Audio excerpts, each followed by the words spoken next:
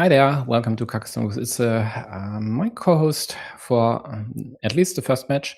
Lithuania, Thailand in the stream will be none other than none other than Xiangyu Jin, current Carcassonne world champion. Hi Xiangyu, thanks for being here. Thanks for making the time after winning with your squad against Peru just a few minutes ago. So we are in Group C. Yeah, Sorry. I'm very happy to be here. That's great to hear. So we are in Group C, Lithuania, Thailand, and as I'm running late, as I had to fix a few issues, we just hop into the game. The one I'd be most interested in would be Muzzacello Natpira, and it looks like these two at least have not yet started. To me, Thailand would be the heavy favorite. What about you? Yep, I think overall Thailand has better players. But that was also the case when they met Australia in the first match, and they lost to they lost to them, and that was a huge upset.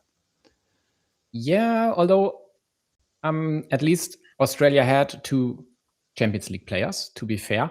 And the third duel they lost, Thailand didn't field one of their better players, but maybe even their worst one. So it was the case of maybe a slight misstep with fielding maybe the wrong player. But sure, it was an upset no matter what, because in my book, Thailand was the group's favorite over the Czech Republic and Germany due to the strong performance of especially their top players. So that would mean, first and foremost, Pakshi and Gun 007. And today, Gun is present. He wasn't against Australia, if I remember correctly. So we'll see. For Lithuania to have a chance here, their two best players, that would be Muzzacello and Leo de Celis on table 2 and 1, quite likely would need to win their duels. And then maybe Euclid on table 5 could stage an upset against Pakshi. Who knows? Maybe. And then, of course, we have table 3 and 4, which I'd also give to the Thais, but we'll see. It's still Carcassonne. And good news, my highlights now work fine. And actually, if I wouldn't be sometimes brain dead, I would have fixed that earlier within 30 seconds, which is actually what happened after I got off the first stream today. But let's focus on this one. Nice indirect attack on both the city and the road, preparing this restriction, and Natpira takes care of at least preventing the immediate attack. But of course, Yellow will double down on it.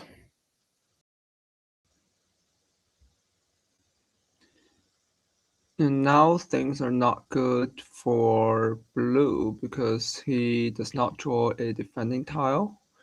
And what about his monastery? On the top or on the bottom? Yeah, only 3 places, and the left one is not considerable. This definitely doesn't work. This isn't great as well, due to one dagger already being gone. I might have just placed it below Yellow's monastery, sharing the vulnerable square over here. Maybe having a chance to indirectly protect this square here. I think that has more upside than the top placement. But on the other side, the top one protects the city, but with this, I don't really like this. So yeah, Bottom line, I'd pick the bottom one. But there are already 8 moves further down the road. And the development so far was that yellow tried to block this. Blue at least prevented the immediate kill. But yellow got 1 of the 3 daggers, so we have 2 remaining. And there's also a precarious city on the right side. Now blue needs the same dagger for 2 of their cities. And yellow needs a starting tile. They don't bother indirectly defending. They just try to harass blue city a bit and snatch 1 of their own. And if they continue this quick a pace, we quite likely would see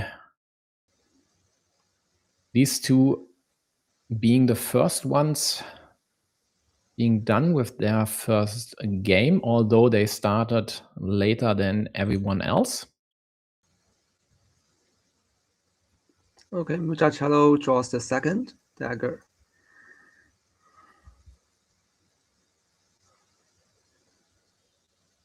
Oh, yeah, because blue Also, has only 1 meeple. Yeah, and this starting, you wondered why blue did not attack Yeah. the city, and yeah, the 1 meeple is the reason. And this starting tile here, not a huge fan. I think at some point it might be wise to keep the second meeple in hand, even if it is at the cost of a 50-50 flip. So I think if I were blue, I might turn the sticky cap upwards so that no one can occupy it. Yeah, that would have been way better. And I mean, sometimes I just comment on what happened and don't even think about better moves.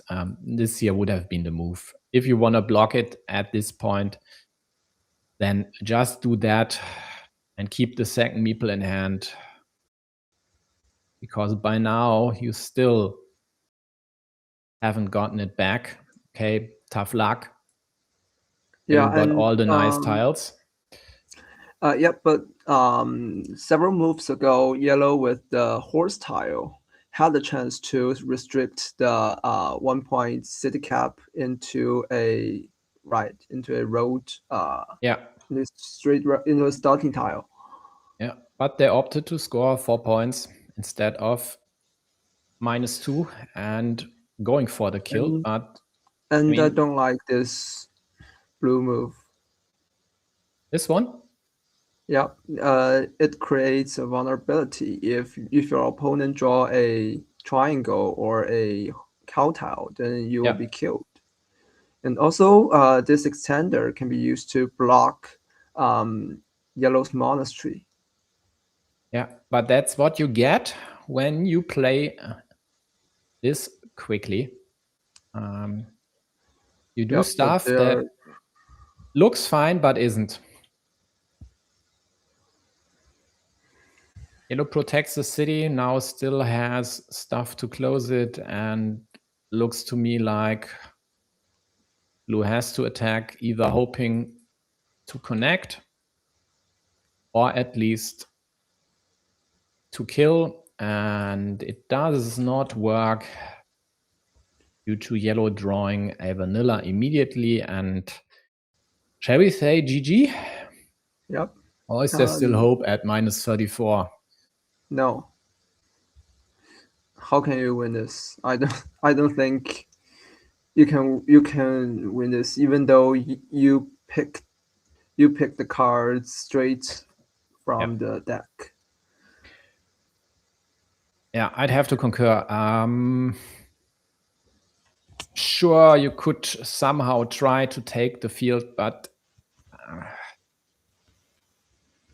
this city is dead. You won't get this monastery meeple back until late in the game, even if that at all. This here could still be closed, sure. this. Yeah, you have to close it, have to add another city to your field, but I don't see this 35 points now for Muzzacello. He for sure will take this one down. So, in my opinion, the decisive feature of this game was the big city of the Muchacello. Yeah, sure. And when blue draws a cow tile and try to break yellow city, he cannot place a meeple because he has only one meeple in hand. And why does he only have one meeple in hand? Because he used his meeple in a comparatively low effective way. Yep, exactly. That is the reason. And I mean, he could have invested the last meeple, but that would have been very risky. Also, not really great prospects to get a meeple back at that point, except for their precariously placed starting tile city there. Yeah.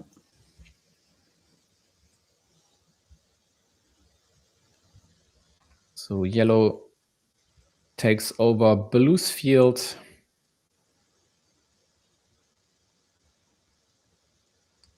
Basically a 9-point sequence in these two moves here, taking away 6 from yellow's field, but losing 3 from this city as you only score it once now. But this then seals the deal, and just to be extra safe here, yellow adds an insurance farmer that still very well could live on a 6-point field in the end.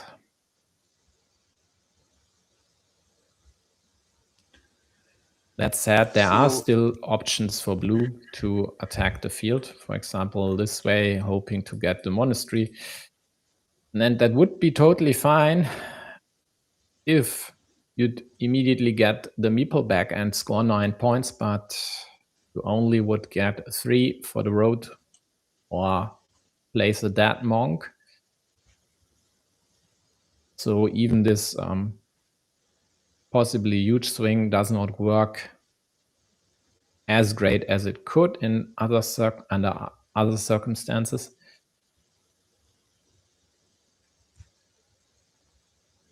And minus 26, and what should this accomplish? But nothing could accomplish anything here. Okay.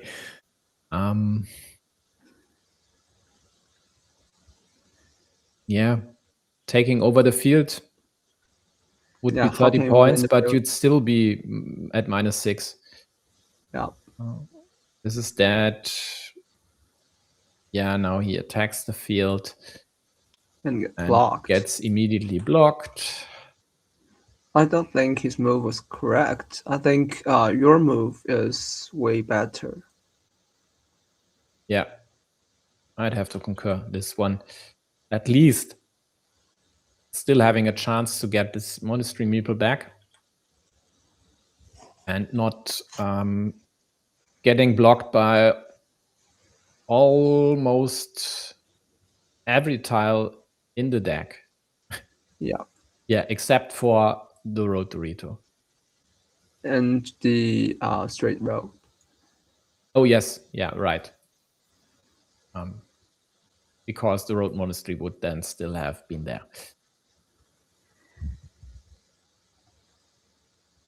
Yeah, this does not bode well for Natpira's chances if he plays like this. I know for a fact that he definitely can do better than stuff like that. I mean, just look at it, currently rated over 700. Sure, being a Carcassonne master isn't the huge feat it once was, but Still, you'd have to play and win an awful lot to get there. So, as we've said, started later than everyone else, but finished first. Would you like to stick around for the second one, or shall we switch to something else? I'll answer the question for now because Bakshi is behind against Euclid, and they only have a few tiles left. Let's see whether there's still a chance for still 2 tiles. Thailand's best player. And I think he needs to make 9 points in 2 6 moves. Is that enough? I don't think so. But is there?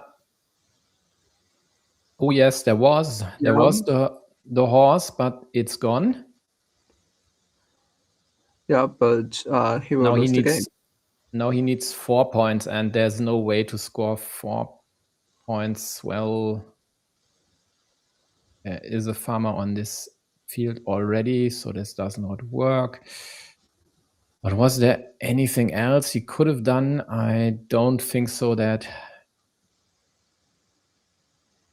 he was able to, I don't know, attack the field with something. Doesn't look like it. Just the wrong tiles in the wrong order. Just imagine getting to the Rito here, and with 2 regular monasteries still in the deck, you'd have prime chances to take over this 15-point field. So in the end,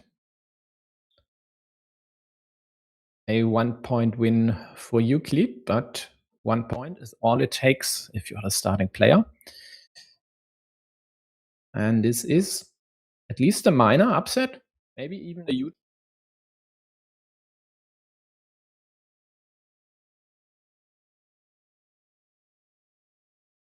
That is a good question. And I don't know. We'd have to check the replay.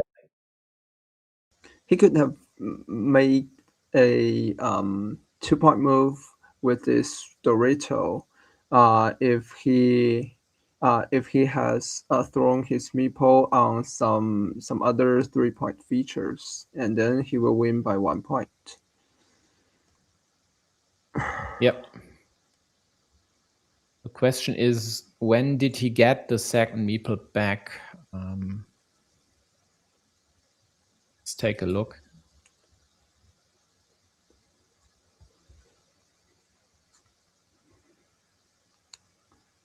Looks like he had the meeple in hand for quite some time. Yeah, scores 12 points. And he did not score anything afterwards. Not quite likely he just kept the meeples to attack the field. Yep, could be the case. Yeah, but but what is unlucky is that he does not get the things that can be used to attack the fields. Yeah, I mean, if you look at it, he got the meeple back with this dagger. I'm not sure where he placed it. Actually, let's quite likely this one at the bottom. No, 12 points. 12 points. It said, right? It's on the top right. Oh yes, over here. Yeah. So he got the meeple back then, and look at all these tiles. For sure, there were options to attack the field, or at least possibilities to attack the field later on, and therefore he kept both meeples in hand. Yeah. Yep. Not sure. He might have won the game if he hadn't kept onto his 2 meeples for that long a time. That's right. So then let's go back to Musacello Natpira and It's see whether 42%. Yep. They're playing exceptionally fast, and Musacello is winning again.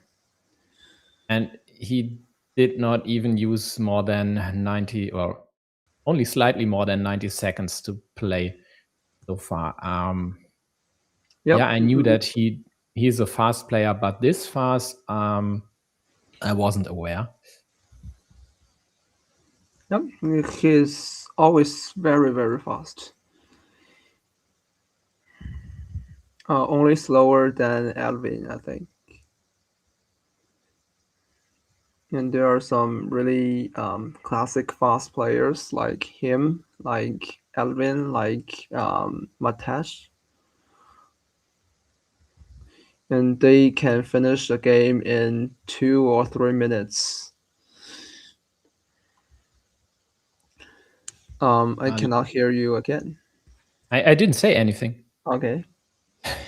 Let's say if I want to run with Erwin, I could, but why would I? I mean, in earlier BSW days, I was annoyed if a game of Carcassonne took more than 5 minutes for both players combined.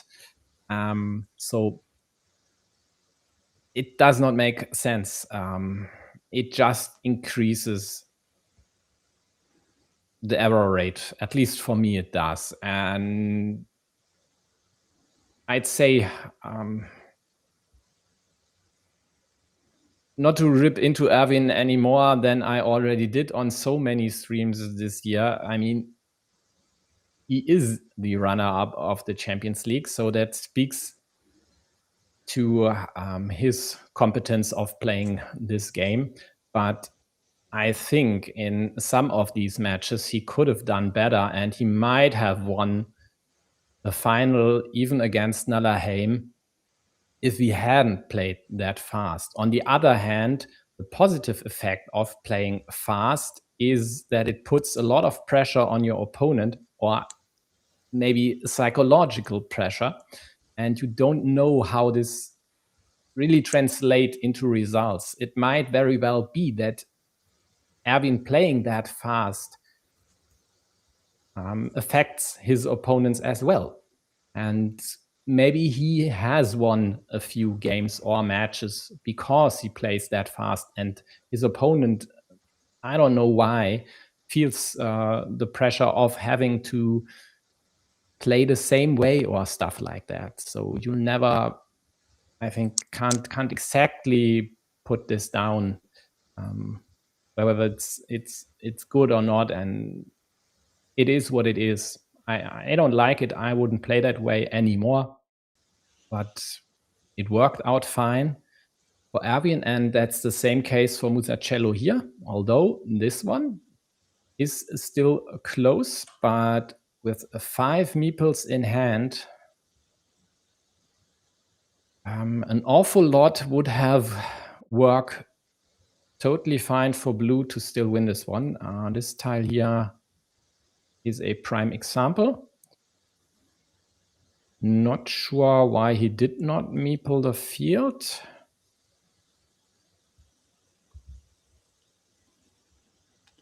I mean, he basically has to... Maybe he decided that he need meeples for the main field.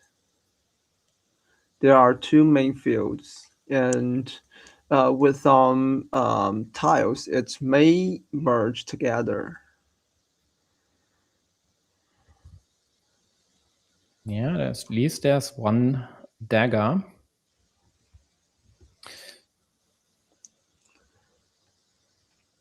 Yeah, I mean, Yep. sure. The problem for blue is the city and road are dead.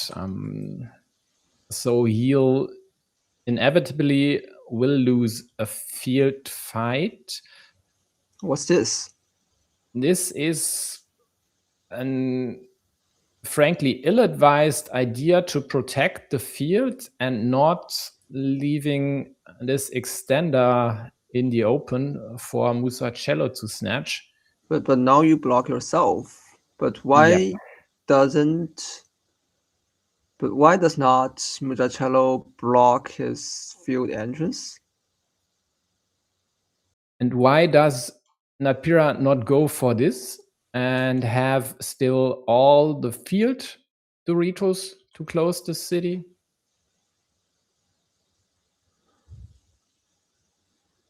And what did Musacello get? The curve. Yes, he could have killed this connection. Don't ask me, but I would say maybe he plays a tad too fast. But now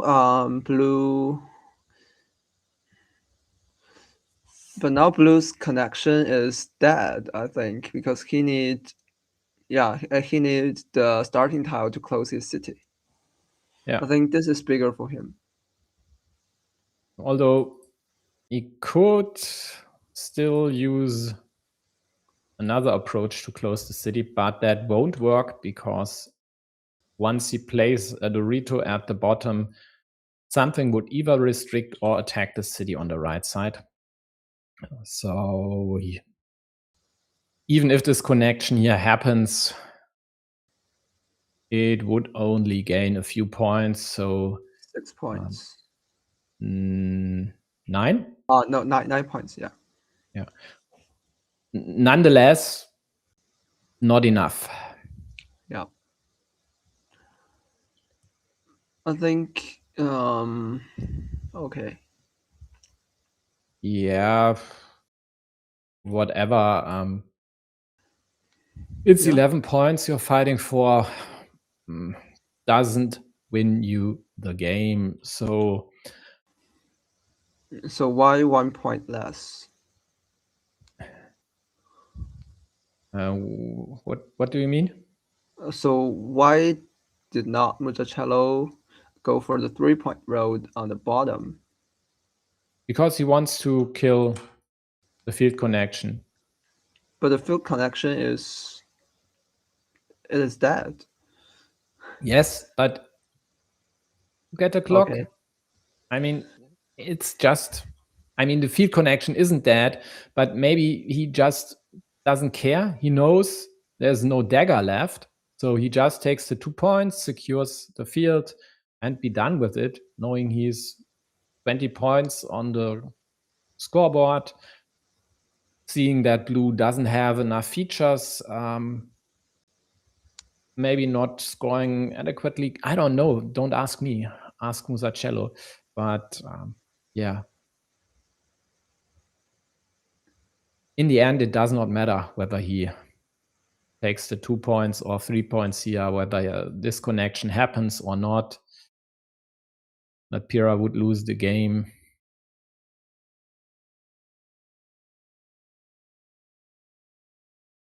Yeah, now this here works. Yep, city closed. Yeah, but now he has a meeple to spare and no moves left. And yeah, whatever. So 1-0 Lithuania. One of the matches, or duels rather, they need to win went in their favor, and they are leading on tables 1, 3, and 5 as well. Yep, things are looking really bad for Thailand. Yeah, at least on the match scoreboard. Let's see whether Pakshi will be able to force the decider here. And it looks pretty nice. Yeah. So much so that although now that he has invested his last meeple, needs a cap to get one back or needs 2 tiles to get one of these monks liberated.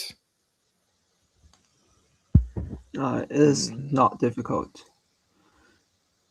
Yes, it's not difficult, but At least there are permutations that work for yellow, like not like this, definitely not. Why does he do things like this? Definitely not. And he get blocked. Yes, sure, there's still a tile left, but why? Please, folks, don't do stuff like that at home. I mean, this one, whatever, maybe this is better. And then you have 2 7-point setups on your field, with 4 caps still to go, or go here for that matter. Although I wouldn't use that one. Pakshi might just kill this cap and kill the monastery. I don't think he would have any qualms about that. But going for a city that can be immediately restricted or, well, forced into a 50-50 and basically killing the second cap is not the way if you're roughly 20 points behind. Exactly. Yeah, so this then will be the tie by Pakshi. Let's take a look at table 1, where Leoducelis also was able to win the first game against arguably Thailand's second best player, Gun 007. Or at least one of the top 3 or 4 players in Thailand. Haven't kept tabs on them since, I think, the Asian Cup.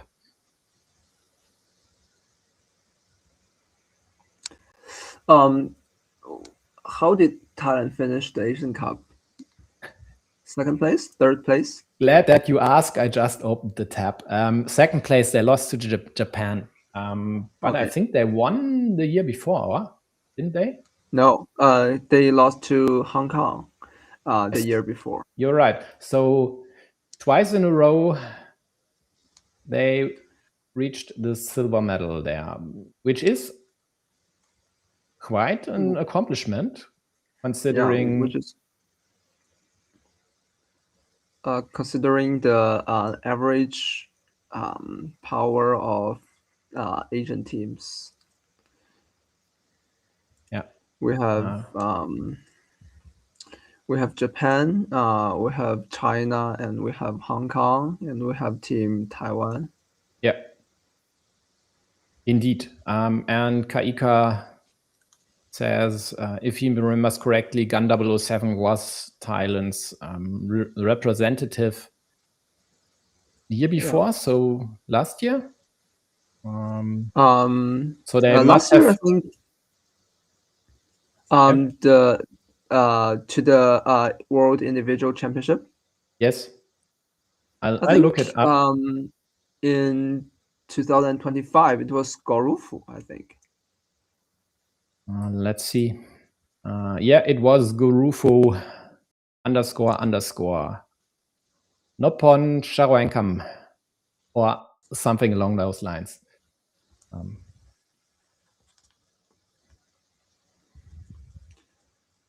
AP So now as blue, do you connect the big city on the bottom, or do you connect the city at the left bottom? I think this one is better than connecting the top city. Yeah, I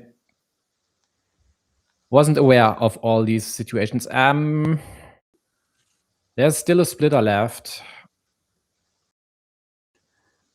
Yeah, and you need to decide which is more bad for you, being splitted in the big city or being splitted in that bottom left situation. He decided that this one is worse. Yeah, I'd go with Gun's move.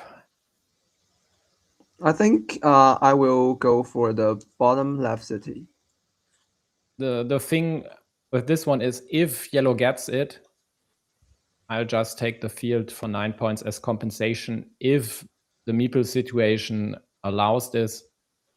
And being splittered here would be more devastating than on the left side, I think. Maybe. Yeah, just too many options for yellow to connect and tie this ruin, and it's a ruin worth 12 points. 15 points.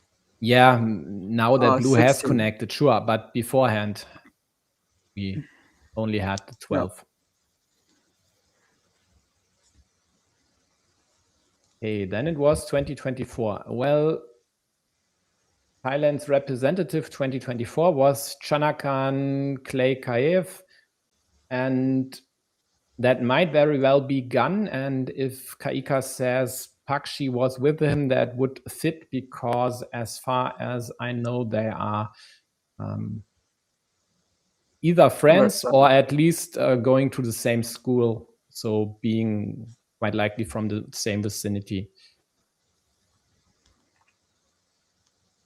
So they know each other very well.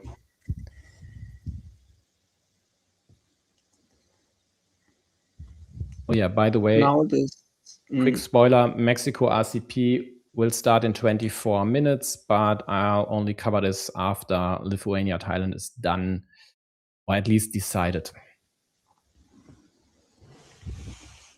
And now we are heading into a really sticked position, and it's very hard to tell which side has the advantage here.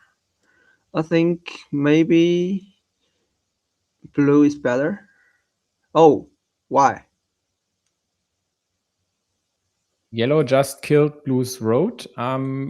There was still the road monastery and the crossroads left, so But there is some upside. Killing one of blue's meeples. yeah, I mean blue's Dorito move. Oh yeah. I don't understand this move. Me neither. This one, leaving only, although actually you could even go for this. But why you not connect? You don't need to do anything actually there. So what would you have done? Yeah, of course, connect on the left side. Yeah, sure. Yeah, I think this is the only move, because it could only create one 6-point field. Yeah. So if your opponent take that 6-point field, you can take the 6-point field on the top. And there's always still the risk that your opponent get a splitter and split you out. Yep. Spot on. Actually, yeah, I might have even just connected. Sure, that'd be the splitter to attack, but yellow has already upside with the splitter. Not to the tune of 20 points, but I think now you protect. Now do you protect? What else is there to do with the straight? You can't really claim the road here. There are just you have only one meeple in your hand, and there are still three.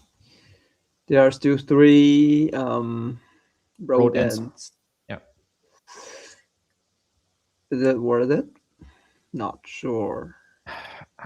There are 5 tiles. Not with this many caps out there. I don't like this one bit. But how do you do if you draw a cap? Do you go for a new city? That is a very good question. Depends on when I'd get that cap and how many are still left and what else is there. So yeah, sure, this sounds like I'm a lawyer, but it's just the way. In some cases, for example, I might just drop a farmer For example, if I'd get the splitter, I might just drop a farmer up top and hope to get one of my meeples back with one of the Doritos. But blue goes for the road. And he finally finds the courage to do so. And maybe. yeah, Sure, this is a good move. it's killable immediately, but you'd have at least the field Dorito to liberate.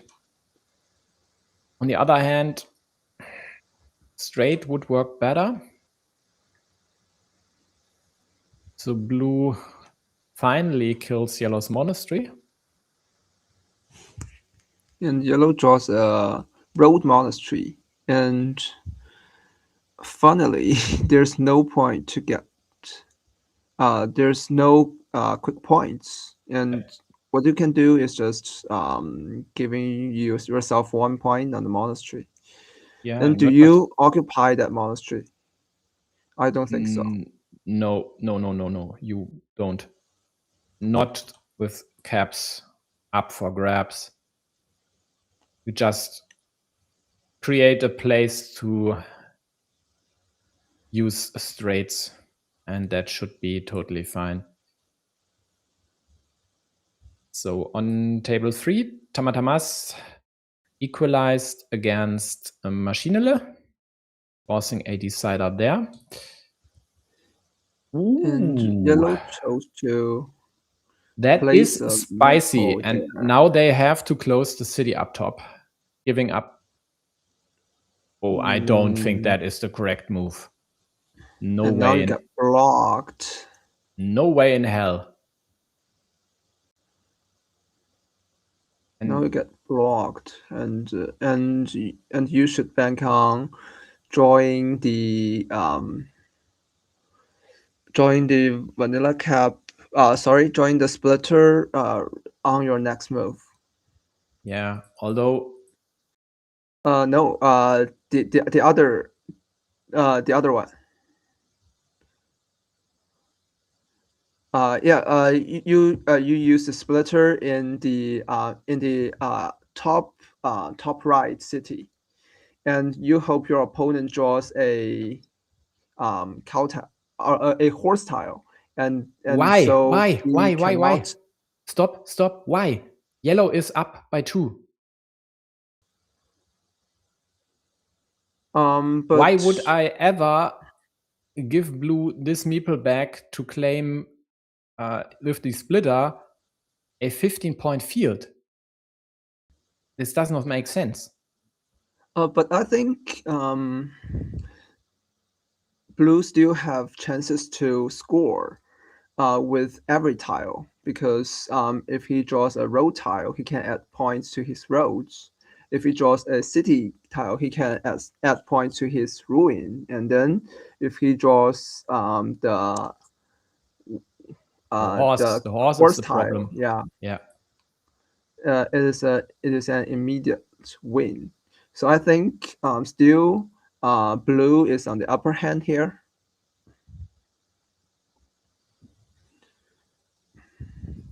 I don't. Blue starting player. Okay, then the horse is quite likely an immediate win. Else there would still be the splitter and moves to go.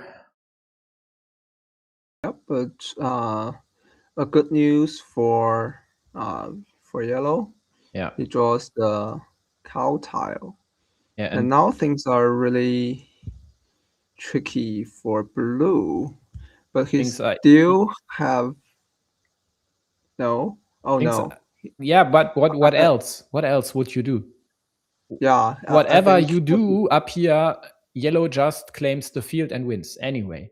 So yeah, you might just roll over and die instead. So that position was actually a 50-50 for the horse tile. It looks like it, yes. So then this is the second win for Lithuania. As I said earlier, their top two honchos on table 1 and 2 needed to win to have a shot at beating Thailand, and they did. Now it's down to Maschinele and Euclid to win one of their deciders, and the one closer to the end is Euclid versus Pakshi. Charwin, in the meantime, won in the second against qazxswedc as well. So one dual point for Thailand on the scoreboard too. But this one looks pretty good for. It looks for pretty Pakshi. good. Yeah. The only way yellow can come back is to finish this huge city. And attack the field. Yeah. And now should Pakshi just put your last meeple to attack yellow city? So if yellow draws a splitter, you can also get a 8-point city of your own, which may help with your own win conditions. Well, then, let's take a look. The city currently is worth 15 points. So if closed with 2 caps, that would be a 19-point gain for yellow. And then the field in blue's possession, which currently stands at 12, would be worth 15. So overall, that would only, in air quotes, be a 16-point swing if yellow closes that city without adding farmers of their own. And they're down 25. But then the gap is close enough to win the game by attacking and tying the field, maybe taking over the field. They'd love to get their hands on Crossroads just to get a bunch of meeples. Do you know why did yellow do that? I don't know why they did that. That does not make sense at all. They should have quite likely gone for the immediate field invasion, having good uses for the curve, good uses for the crossroads, vanilla or dagger for their city, and splitter as well. So basically the only tile the only 2 tiles that would be quite annoying for them are the horse and the field Dorito. And so this is why Euclid is rated sub 600 and not quite likely a master. In fact, definitely not a master. I think the only Lithuanian master is actually Musacello. Well, let's check. I think Ludocelis. Ludocelis as well. Yes, you're right. Ludocelis as well. Yeah, because I remember that back to 2021, Ludocelis is really strong in WTCOC, and I think he won all his duels 5 years before. That might be true. My memory doesn't serve individual performances like yours does. So given that this one is done, and this will then tie the match at 2 dual wins apiece, let's switch to Maschinele and Tamatamas. And it looks like the Thai player is in the upper hand. Yes, indeed. He just closed an 8-pointer by getting a starting tile there. Nice counter. Good. Yeah. And with still 2 daggers left, even leaving this here for blue to restrict isn't the end of the world. the problem with that situation would be that yellow already needs the dagger there, and that is why blue invests the road monastery, which they could have used to take 3 points. I think it is worth it. Yeah, me too. Me too. Just because it's the same dagger yellow already needs to get the monk back. It's worth investing these 3 points. And also, if yellow draws something like a city cap, then he can close the city and drop a farmer. Yeah. That farmer is too big. Yeah. So much so that blue quite likely will drop a farmer if they continue the road at the bottom. Instead of taking 4 points? I think he will take 4 points because yellow has only 1 meeple in hand. Yeah, I was thinking more about a road Dorito, although the road Dorito would likely placed over here to liberate this road. Yeah, I mean, it's so close. Just give him the rose, and if yellow then drops the farmer for 12 plus these 4 city points, and there isn't really a great way to attack the field after that. You could attack it at the here the ninja farmer, or at the top right with the triple crossroad as the entering tile, but there's only 1 triple crossroad remaining. Yeah, and that is not great in my book, at least, if you are relying on a 50-50. Now he draws the tile and he will finish his wall. Why? I don't understand. That is extra spicy. And yellow draws the perfect tile and be the first one on the field. But blue also gets his key tile that gets a meeple back, and then opens up a field invasion platform at the top. And also with his Dorito move, he can also close the city and drop a farmer.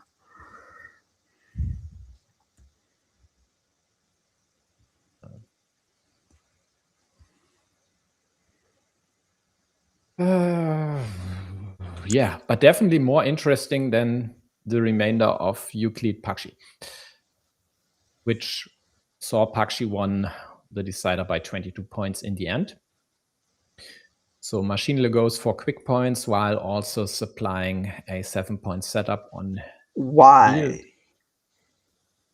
And blue Why do you do that? Rolls the dice. Why do you do that? I think you just finished your I don't think so. I don't think this was necessary. The upside sure is you get a 6-point field. You basically force yellow, if they close their city, to add another farmer. But the downside then you get attacked. This one here, or on this one. And yeah, now you get attacked. Surely. Yeah, but it's yellow's last meeple. On the other hand, they only need a curve starting tile or the remaining dagger to get a meeple back. They lose, quite likely lose a bit of value. Indeed, definitely lose if they don't use the twin caps here.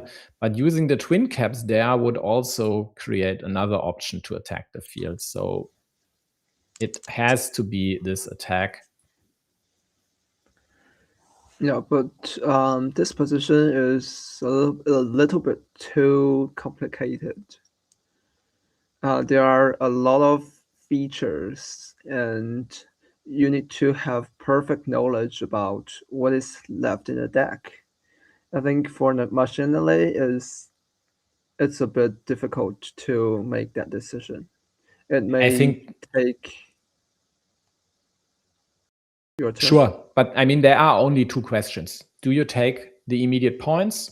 And they could, especially with only one meeple in hand.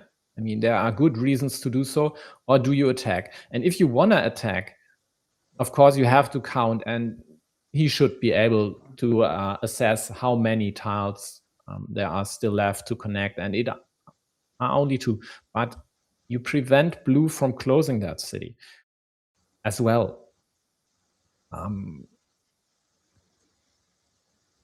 I don't know. So you need to decide: will you lose at this?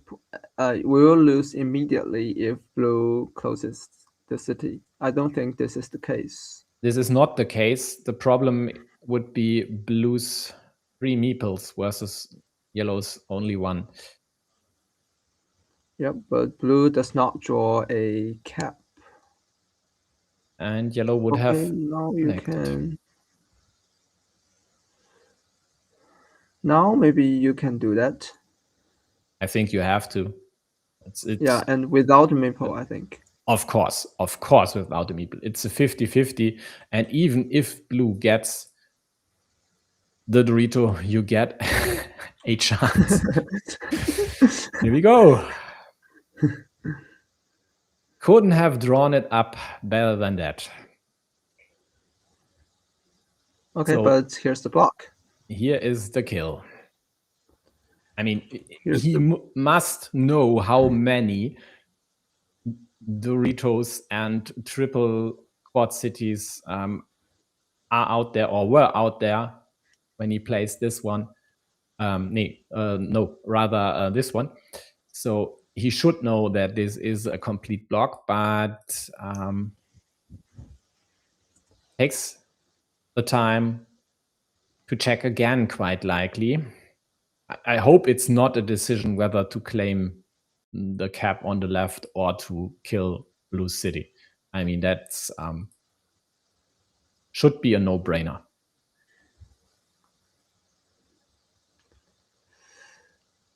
Is it better to kill this city or to kill the city at the bottom left?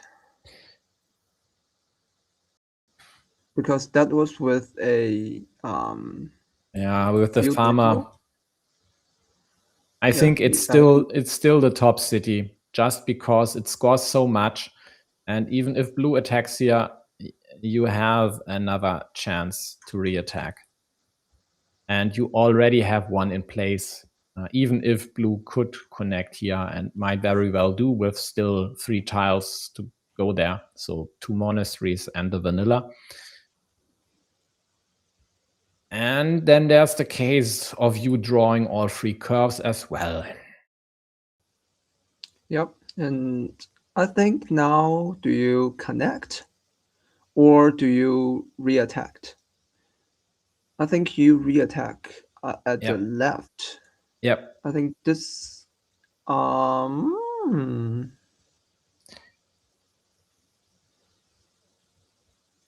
could work. It could work. Could.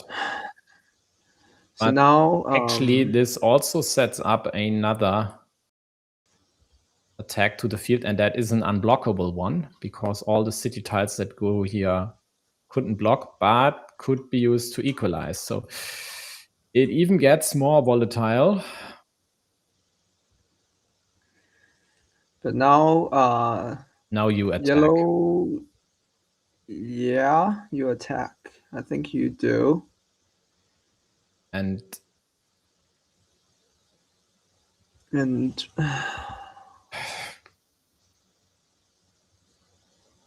yeah, you have to do you this. block? You have to. And you have to then draw both curves. No, you don't. This is equalized. Draw a curve and the remaining monastery. You need to draw the monastery. Yeah, the monastery, of course. Yeah, sure. You go for the block. But machineless win would be this up top. Yeah. Because then he has 100% win. 100% connection. Either no. Oh? This is not a 100% win. Oh, why? So let's say if oh yes, if blue. No, not this. Not? Sorry. I need to think. Take your time. It's all good.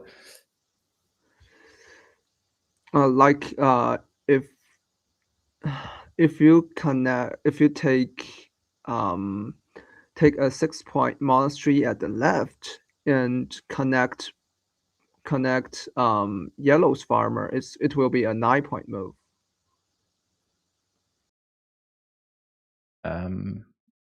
Yeah, so so you firstly draw a curve. Who is you in this case? Blue. You firstly draw a curve, and what's this?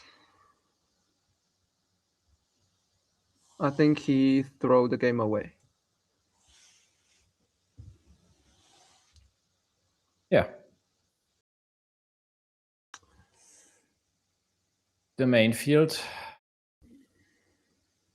is worth 21, and blue will connect to this 21-point field and win the game. Yeah. I think your move is not a 100% win because with a monastery, blue could go for the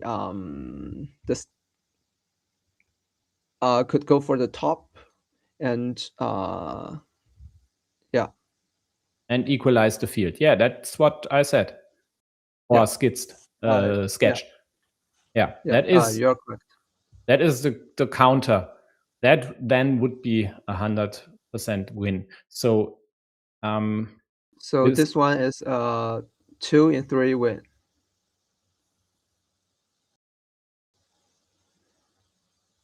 1 in 3. 2 in 3 win for yellow. Yes. You're right. Because blue needs to get the monastery first. Exactly on the next move. Yes. Whereas this one it's a 1 in 3 win. 1 in 3 win because you need to draw the monastery yourself. Yeah. So basically reduced their winning chances in half, maybe even less, because the idea with needing to use the monastery up here and meeple the farm, I'm not 100% sure Tamatamas would have found that one. Whatever. Yep. After losing their opening match against Australia, Thailand prevents a second defeat. Sneaks by Lithuania with winning 2 deciders in the end by the score of 3-2. And the next one will be Mexico RCP, and I guess it's time to say goodbye to Xiangyu, or would you like to take a long night? No. I need to get some sleep. I get up really early today. Well then, thank you for being here. Thank you for taking the time after a Maybe a bit nerve-wracking duel you'd had to play Against yourself. back again. And I hope to see you soon. If we don't, good luck for your next duels. And then if you want to address anyone in the audience, feel free to do so. I'll just set up my stuff here. Okay. Thanks for having me here, and goodbye. Bye. How do I quit here? There should be a red button see somewhere. here. Yeah, I see it here. Bye. So that was Xiang Yujin, and now I don't have another co-host lined up. So if any one of you would like to join as co-host once in a while, just let me know. I'd always be hoping to have more streams with co-hosts. So let's take a quick look at the ratings of Mexico and RCP, and then decide which duel to take. Looks like table 1 is not playing maybe yet. Maybe one of them did not turn up. So the more close matches should be on tables 4 and 5. Table 3, I definitely favor someone you know. On table 1, my favorite would be Mikhail. On table 2, the upper hand might go slightly to IMD5. I don't think this elo discrepance means a lot.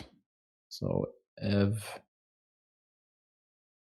none of you has any preference, let's take a look at Manarori, someone you know. Oh, your wish is my command, Pichan. And then I'll open the other ones in the tiny windows if you want to catch a glimpse there. This one here looks definitely interesting. So we have a 1 mini battle by blue, 7 points gained there. These 2 monasteries on the right side are restricted to the starting tile, and there's only 1 left. And blue city up top is waiting for a horse. Here we go. There is one of the 2 remaining horses.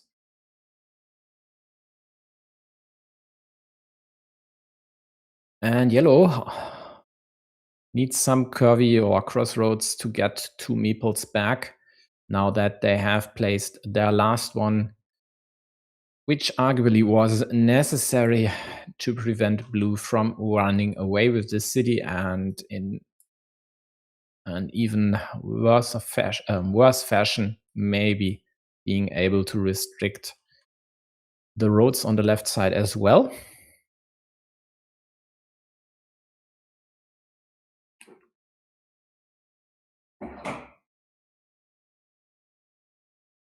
Yeah. The good news for yellow is they own this field, and the field definitely has potential. Loads of options to expand it. One thing I did not address is yellow city on the left side. That is dead because there's only 1 starting tile, and that can't be used in 2 places at once. But at least now they were able to close the road. Looks like the correct orientation, as there were slightly more city tiles to attack with a field side to the bottom than a road side. And as blue can't immediately attack, they just prevent yellow from jumping on that chance. restricting the city. Quite likely won't be closed unless maybe late in the game for someone snatch a field here for 6 points. And by the way, Quad City was discarded.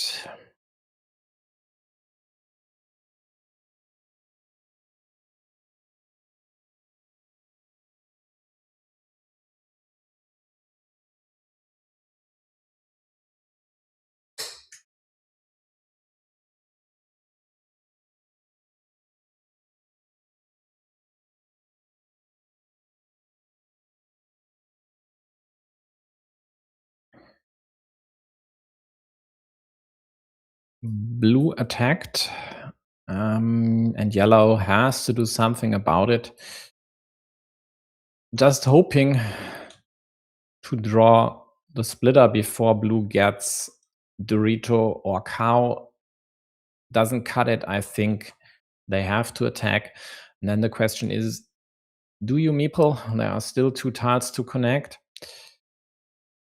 And you likely won't connect. You should not connect, because then this would give blue a chance to reattack.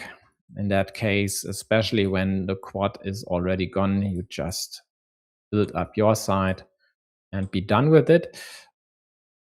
Unless you are down and need to risk stuff like that. So this flip for the possibility to attack yourself after your opponent whiffs on the chance.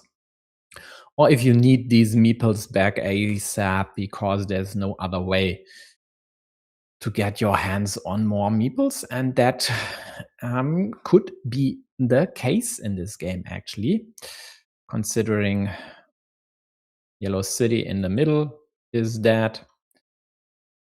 This monastery needs the starting tile. This one is dead. This one up top needs the dagger. And yellow has no meeples in hand. And even these temporary 4 points, which they are up ahead on the scoreboard, won't win them the game. The 1 meeple in blue's hand will make all the difference in the world. So yellow needs to hope to get stuff in this game. This is a very potent restriction, reducing blue's chances to get their monastery liberated to the dagger. This here is a great tile for yellow, because now they can safely use triple cities. And they might or should even close their city just to ASAP get the meeples, or at least a chance to get the meeples. And might even need to indirectly protect this square, as weird as it may seem.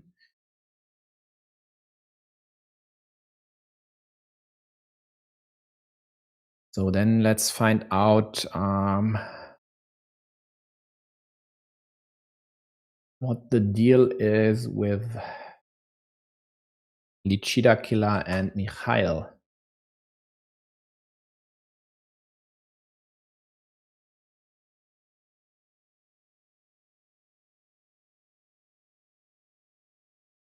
Yeah. That's an okay idea by blue.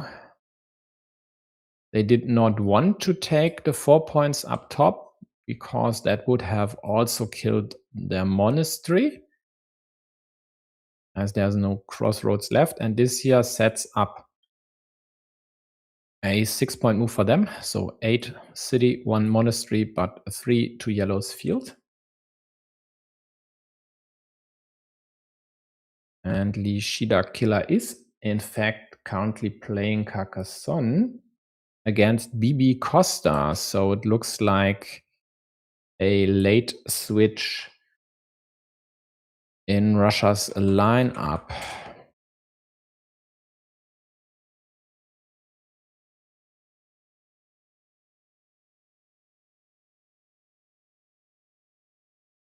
Late as in that wasn't the case a few minutes before Lithuania, Thailand started. Not sure about the rules.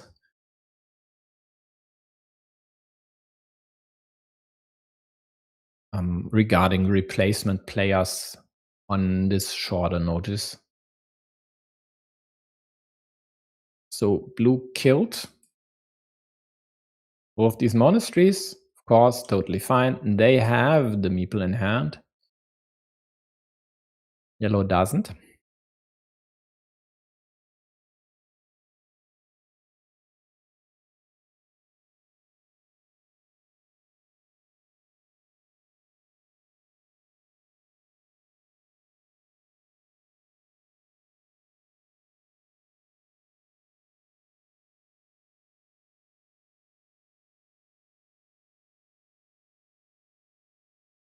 Yeah, here we are, Manarori with a vanilla. There's no easy way to supply their field with these points. There is, of course, the option to take away the open cap, but in this case, when you are hard pressed for meeples, I think they had to close the city and had to hope to draw the remaining triple city immediately. This doesn't get them anywhere.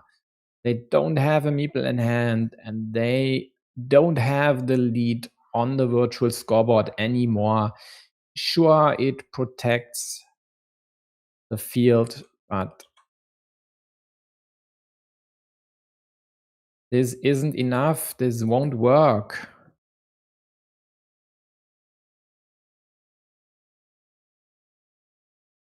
And now we'll see the death blow in form of this kill. Because with this dagger here, yellow's the shared city rather up top was already dead. Why would you do that? Why would you do that?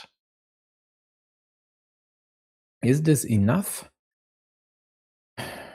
It might just be. There isn't enough runway left for yellow. So even if they'd close this city, which would cost them 1 point, there'd be no way to score enough with their remaining moves. Although we had still a few tiles left. This one? Yeah, but likely it wouldn't have worked. Blue could have then just claimed the field here, which yellow takes away, but it does not matter. So table 3's first game goes to RCP in person of someone you know, former world champion, former Champions League winner, Vladimir Kovalev. Tables 1 and 2 went to Mexico. And table 4 is pretty close. Table 5 looks like it'll be a RCP win. So let's take a look at table 4. There we have Daniel Ayala and Anand May.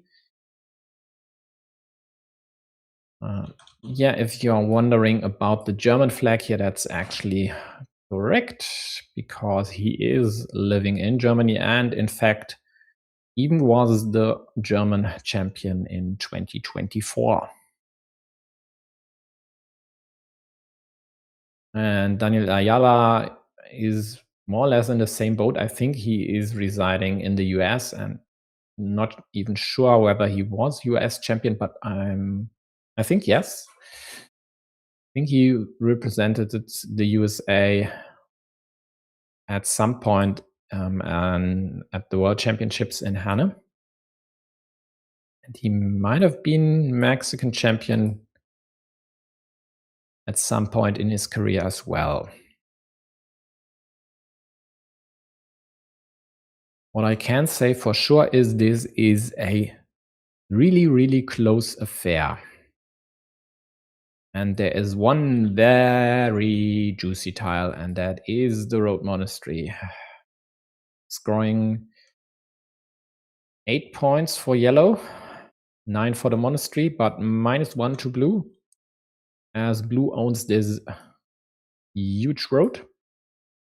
And of course, then it's 10 points for blue, but it would also unite the fields. So the one over here, which currently is shared with blue's field, that extends all the way over here. Oh no, that is also shared, as there is a yellow meeple there.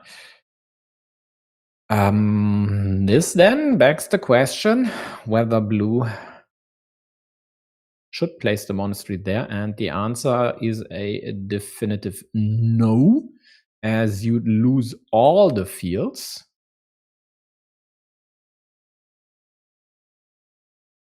Okay, thanks Bichan for clearing that up. So Daniel hasn't won the national Mexican championships, at least yet. I don't know whether he might try to do that at some point in time. So Annenmay, needs to get his fingers on the Road Monastery to stand a chance here. Yellow with an insurance farmer on the left that could still enter their field, and by extension a possible main field.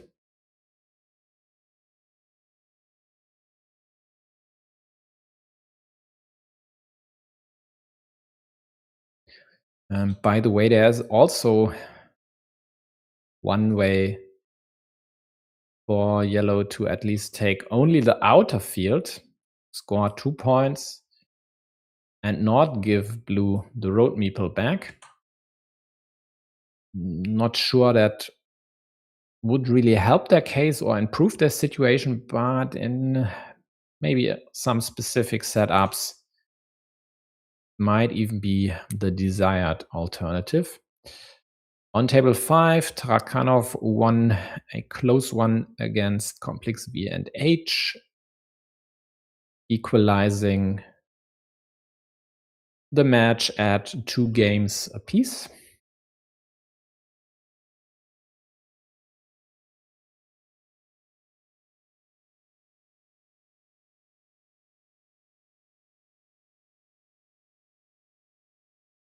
So apart from the Road Monastery, which blue absolutely has to get, is there something else?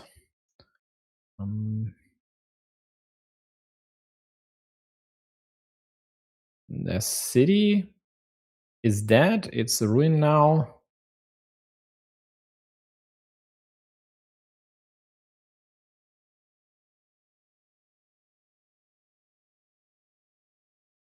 Yeah, it comes down to the Road Monastery.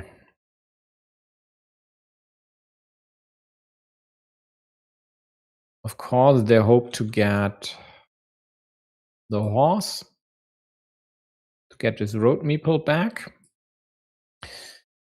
And then they quite likely win with the Road Monastery, although it's just too close to call. If yellow gets one of the caps, they'd score a 7-pointer over here.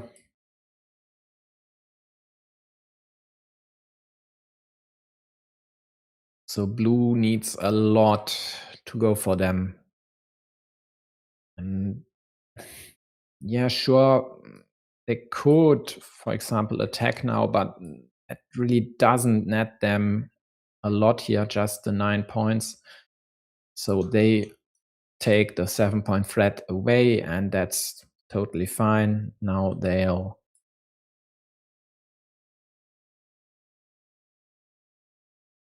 might take their meeple back.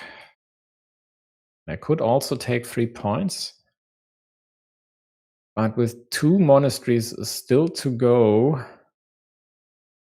looks to me like getting the meeple back and sacrificing the 2 points should be what they need. Even if it's unlikely to get both monasteries, especially when you are not the starting player and you only get 2 moves left.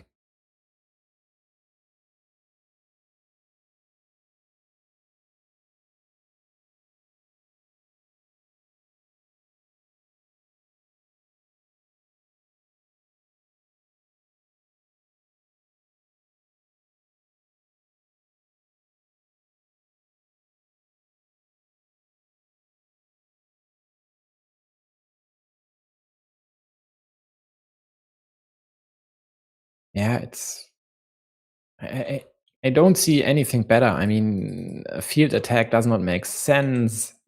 It's only a 6-point field, and there's not a lot to connect, and also it will get blocked 100% of the cases, so that's a no-go.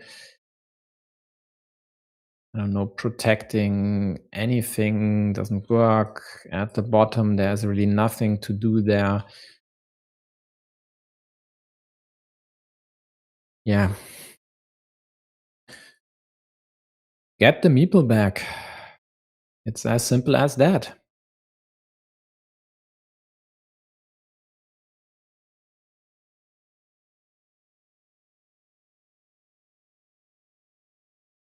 One monastery in blue's hands. Likely gonna placed here, although if they need to bank their game on the road monastery, they might take a 3-point spot just to prevent yellow from closing the city on their field for 7 points. So scoring 3 instead of 6, but preventing the 7-pointer. And yellow only has the 1 meeple in hand, so they need the quick points. Might be one way for blue to win. If they don't and take the 6 points, 8b surge to +3. The 7-pointer here would give yellow +4, and if they don't get the 7-pointer but the extender with a shield, they would close this city for 11 points in the end, all with the blue drawing the road monastery, which they absolutely need. So 11 points for yellow and 6 over here for blue. And they could also take another 6 over there. That would be 12, but that's not enough. So yeah, they'd have to hope that that yellow would get the dagger, and that does not work. But yellow claims this one. Blue takes a few points, but it does not matter because then in the end, the road monastery, by uniting all the fields besides this game, but it wasn't just the road monastery. At this point,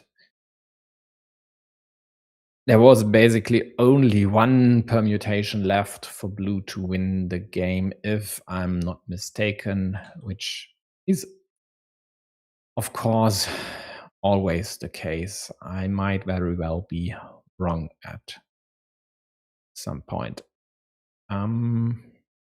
Let's switch back to Manarori, someone you know.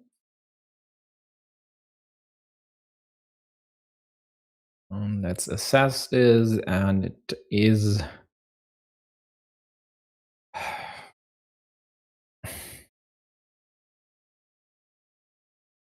weirdly a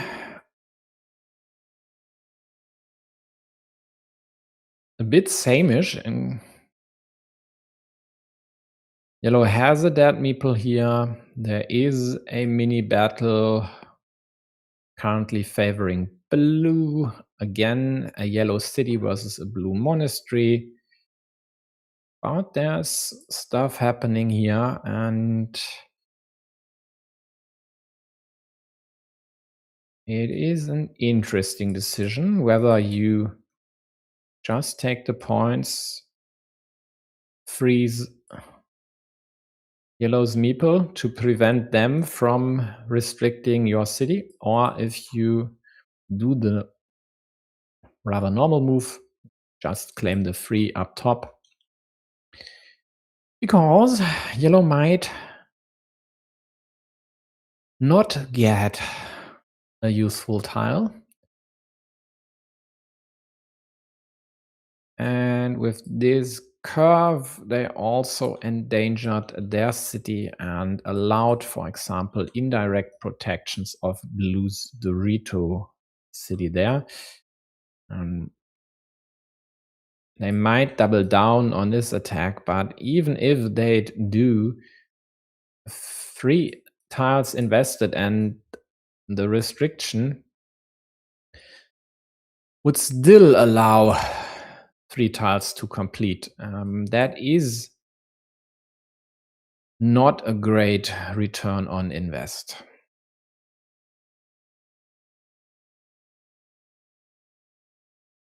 Yeah, here we go. Blue harasses. Yellow city takes away this restriction.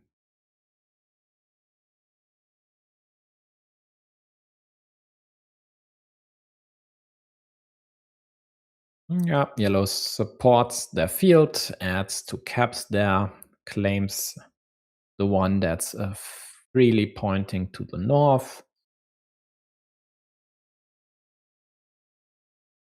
Blue might just take quick points. Don't really think anything else should be considered. Yeah, nice piece for yellow. They absolutely should get their meeple back, even if this city's restriction is only down to 3 daggers. If they manage to restrict blue's other chaos city to the same dagger, that would definitely be worth their while. And this cap up top can be claimed or might be claimed later. But then on the other hand, there is this city, and it might be the better option to claim that one. It's on their field, it scores more, and there can be stuff done on the right side later. And besides, this was the penultimate dagger. So yeah, that's the way to go.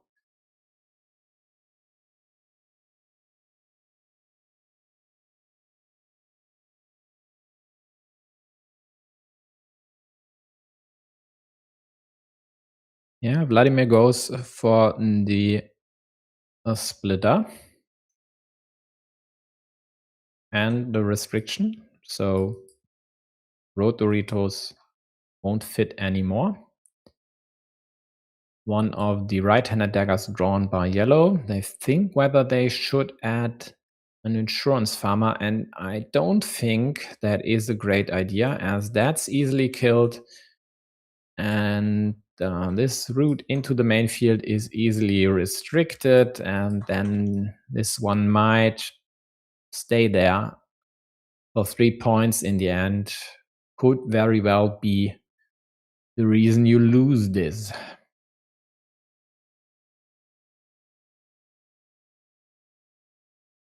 Looks like this one will make it onto the main field in the end after all. But I'm still not a fan of this one. That's just tad too risky. On the other hand, if you don't go there, of course, this would allow blue to attack quite likely like this one, taking into account that there are still 3 starting tiles left.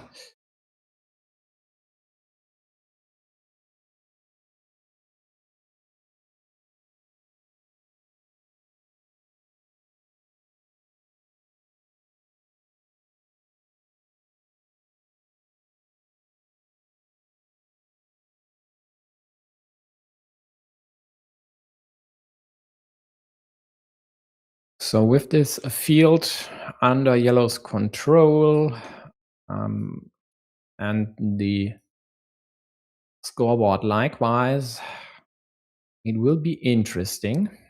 So now they restricted blue city to the daggers, 2 still remaining. Also prevented blue from closing their Doritos city. So we'll see. Yellow claims a ruin with 15 tiles remaining. That's awfully early.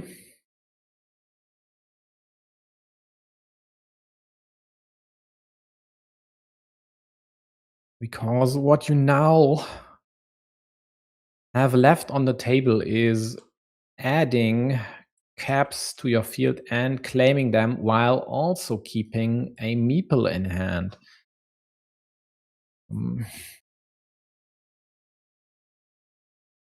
I don't think these points justify the lost flexibility.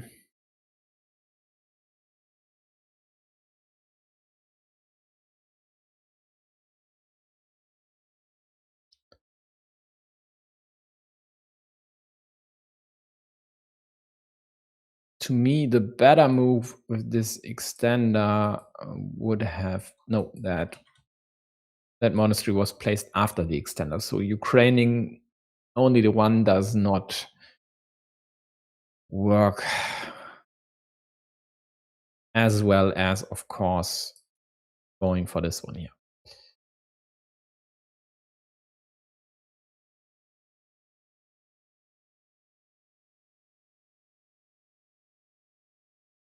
Vladimir snatches the open city cap. I would expect this restriction, but yellow doesn't go for it. They prefer to take 3 points.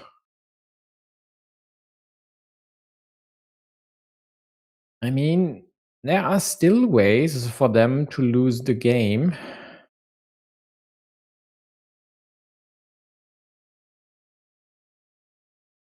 Blue goes for the completion without problems, having 3 starting tiles still to go, and they don't go for the field because it was their last meeple in hand and yellow already has a second one set up. So if blue wants to do something about the field, they either have to wait for the connection pieces to be reduced by quite a lot, or need to have their meeple situation in order. So getting something back would definitely be great. But there now only is 1 dagger left. And blue wrote the Doritos here, because they did not want to give yellow this point on the right side just to improve the overall meeple situation. And then the splitter does not matter anymore, or not as much at least. Although it might, because there is still a field Dorito left. But that option just taken care of by this aptly placed curve of yellow. So then what do you do if you're blue? Down 13? At some point you have to decide whether you will attack the field. Tying it would win you the game. Maybe. It's 18 points. At minus 13, then it's definitely a nice boost. Or if you don't attack the field, well, then you might just take away 3 points from yellow. For now, blue does not decide yet. They just wait. They just supply their monasteries with a few points, and the the road tiles to connect are dwindling. This is another one. There are still 3 to connect for yellow. And if yellow does not connect up top, then we will very likely see one of blue's meeples trying to attack the field somewhere.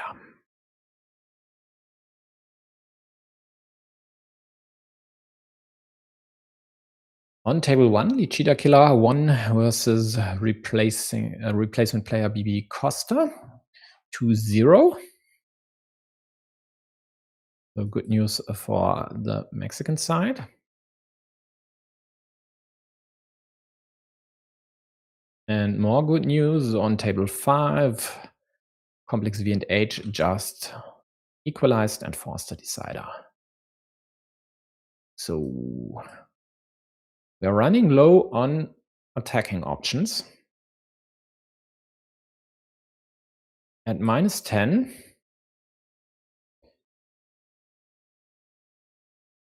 let's see whether he pulls the trigger now.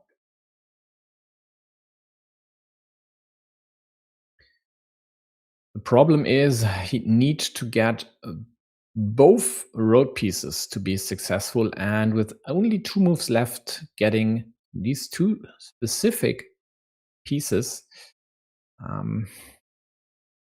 isn't that likely. So it's 3/5 times 2/4 times 2/3 times 1/2.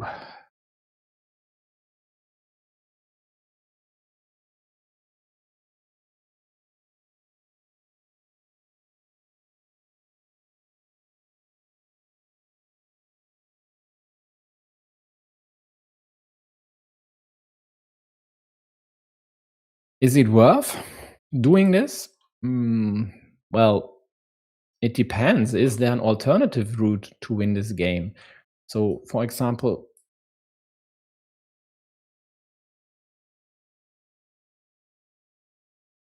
getting the dagger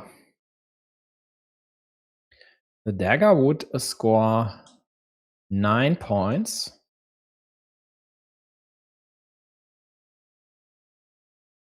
And then the splitter would score 6.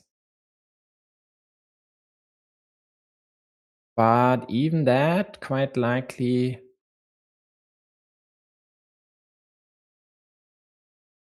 might not be enough, although it actually could. Because there's not a lot that yellow could take here. By the way, this here might have been imprecise. This placement would have allowed yellow to close this if necessary to add 3 points to their field, which this reduced quite significantly. Maybe even prevented completely, I'm not sure anymore.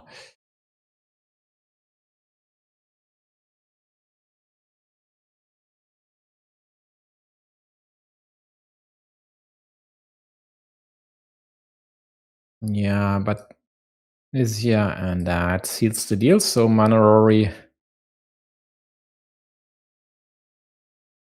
equalizes this one, which is very good news to Mexico. On table 2, IMD 5-1 against Dexter Logan.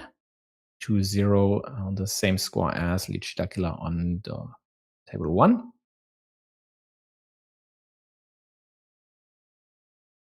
Yeah, it works.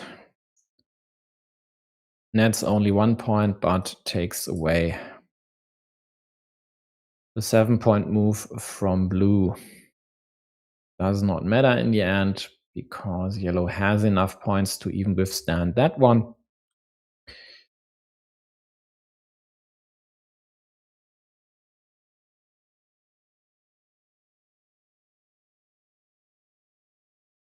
So we have 2 deciders on tables 3 and 5. And we have Daniel Ayala and Anand May still playing their second game. If any one of you in the chat has any preference, which one I should tackle, let me know. For this break, well, short break, quite likely between Manarori and someone you know. Let's take a quick look at Daniel Ayala and Anand May. And this one is pretty close. And also, there is an interesting field situation here at the bottom where blue already has invested 3 farmers, which could be a problem if yellow manages either to withstand the onslaught on their small field or unite the currently separated fields into just one. Although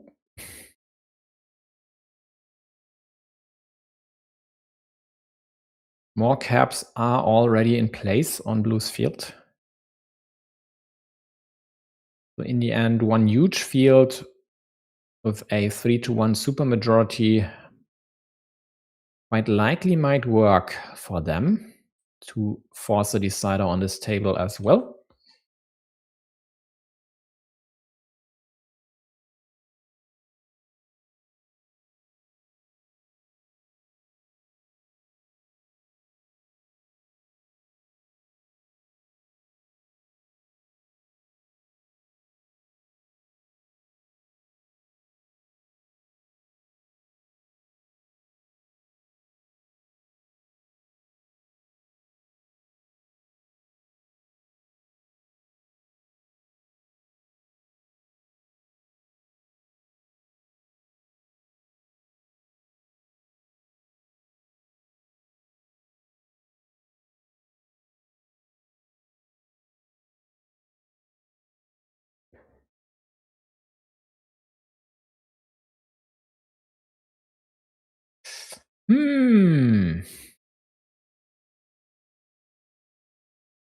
So blue improves the chances to unite all the fields. But these 2 caps in close proximity are inviting the risk of getting a big city added to one of them, a big city tile.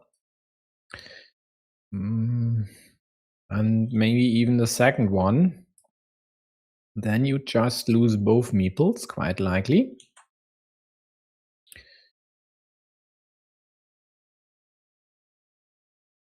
And I think this could be the better placement right now. Of course, there is the kill of Blue City on the top left available.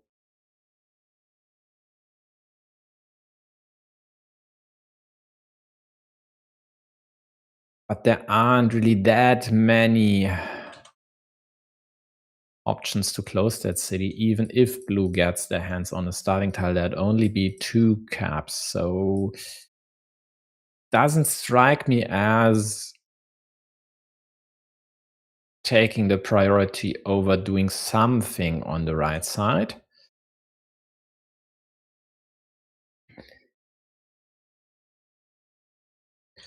But yeah, sure, it's one move that definitely accomplishes its goal.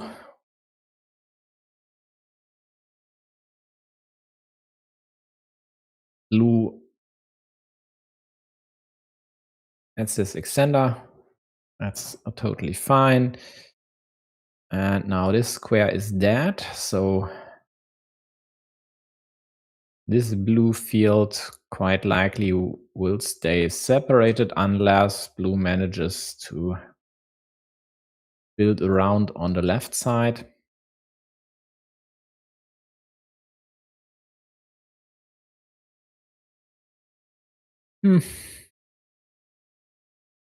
That's not the most efficient way to go about it.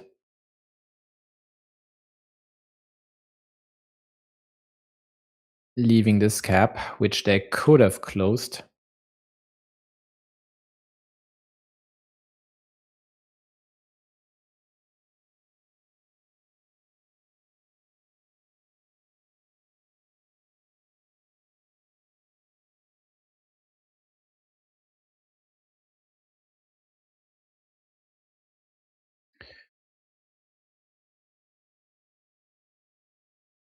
Yeah, key for Manowari might be to get these roads closed, to have more meeples to fight for the field.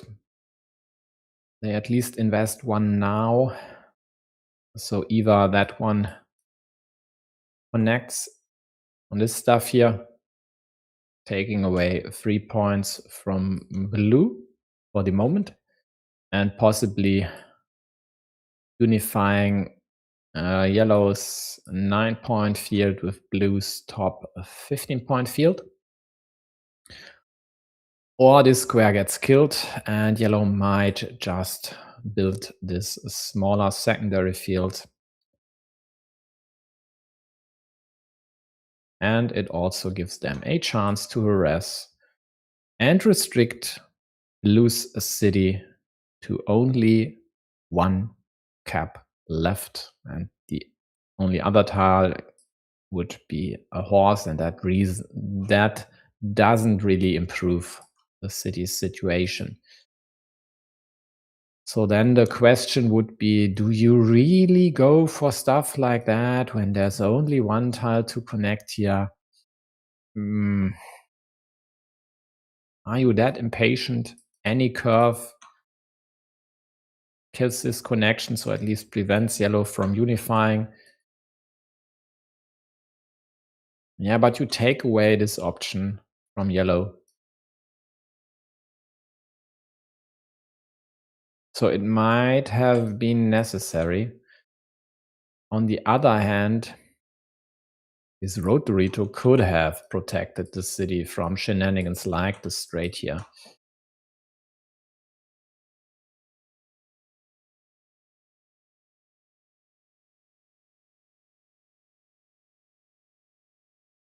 So Blue claims the monastery spot.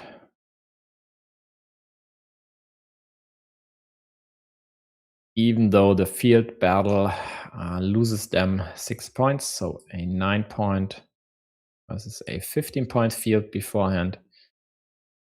But now they do this, else Yellow might have, at least they get to protect the city, close the monastery, and also add the second farmer onto this field, which would allow them to take over this shared field, even if it connects here at the bottom. The one problem is, if that square is killed, yellow could connect on the right side with the starting tile.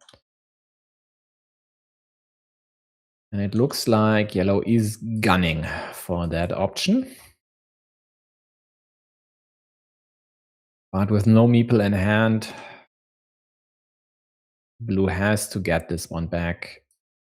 They won't survive without a meeple, even at plus 13. That's not enough. And if they don't close their city, they would be solely relying on the remaining curve. And even if they get the curve, there might still be another route up top into the field for a yellow win.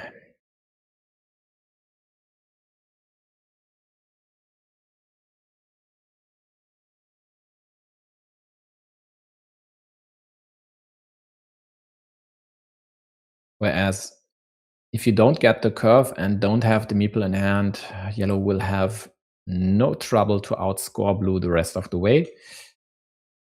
This one at least gives them a chance, and the field is tied as of now. If the curve happens to fall into blue's hands, it will stay tied.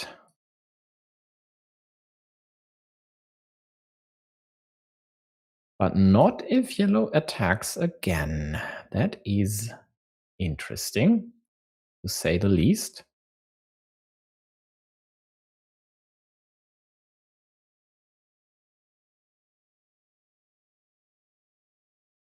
Wow.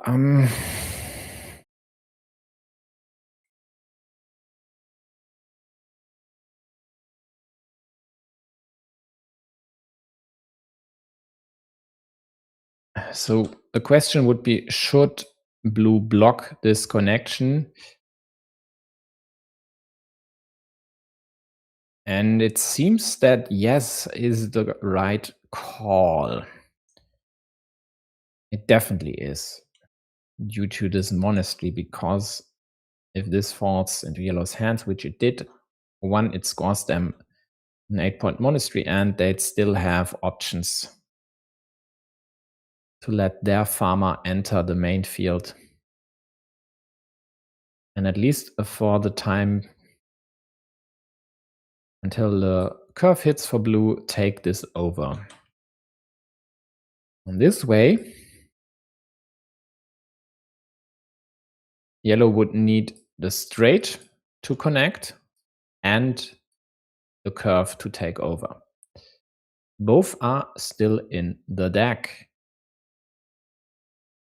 And now that blue has taken the ruin and yellow took a lousy monastery at -11 without quick point options.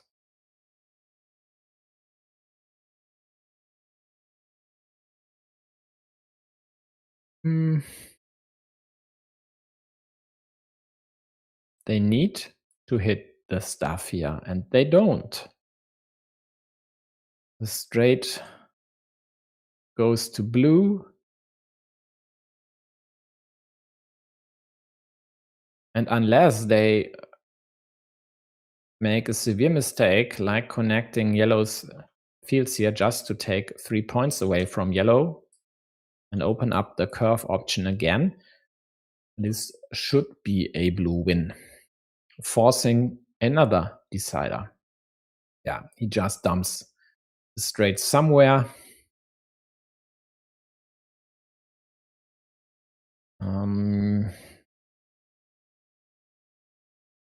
Yellow might set up another city to be claimed for 7 with the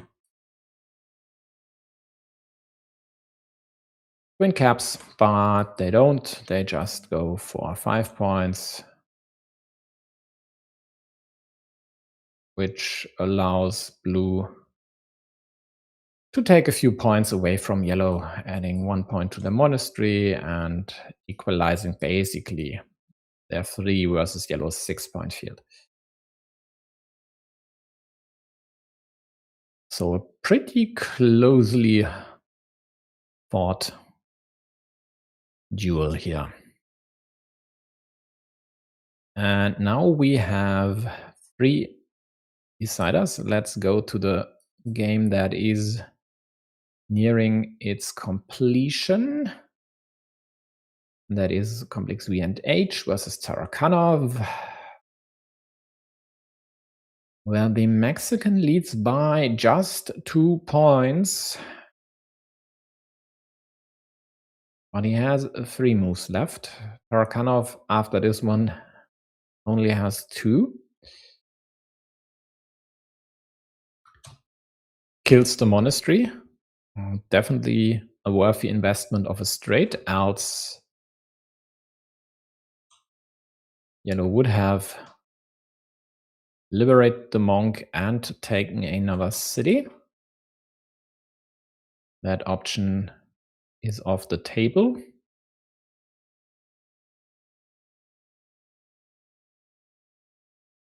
And how would blue win the game? They own a field on the right, so there's not a lot to be done there, except for, well, there is your way to win the game.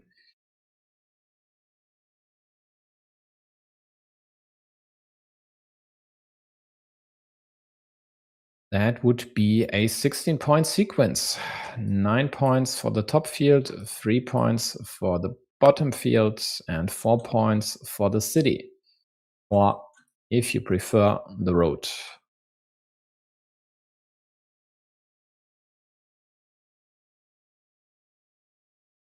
Unless yellow then connects these fields. So for yellow, just taking these 3, 6 points with the farmer, and given there are still quick tiles out there, no, there's 1 quick tile out there, investing this is the right choice.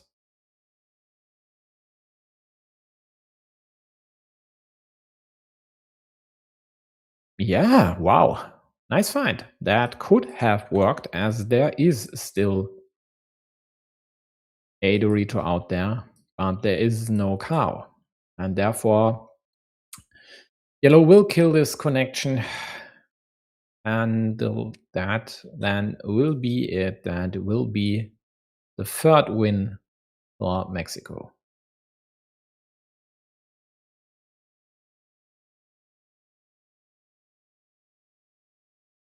Should be it, maybe. But with almost 6 minutes left on the clock, Elias will find this move. It's just a matter of time.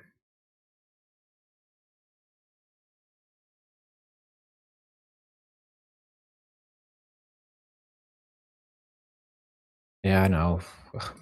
Blue could take the 6 here, but that would allow yellow to score 7. So minus 1. But if you take this away for 2, then yellow would score 4. That would be minus 2. Therefore, it seems like this is more precise if your goal is to keep the difference as low as possible. Yeah, this orientation works as well, of course. So here we go. Mexico winning against RCP. That is definitely good news for the Central American side. So let's see whether they will be able to polish their tiebreakers as well.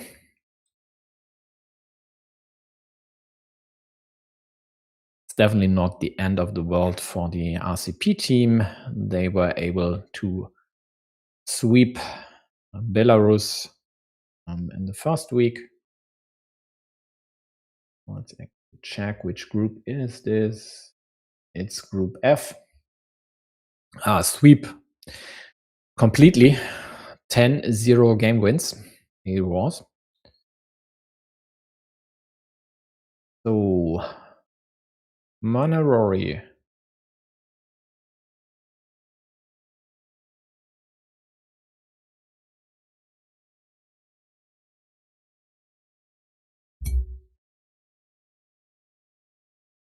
Did not have or did not find a good use for the monastery, could not have done anything about this situation, which is unfortunate given there were so many killing tiles out there.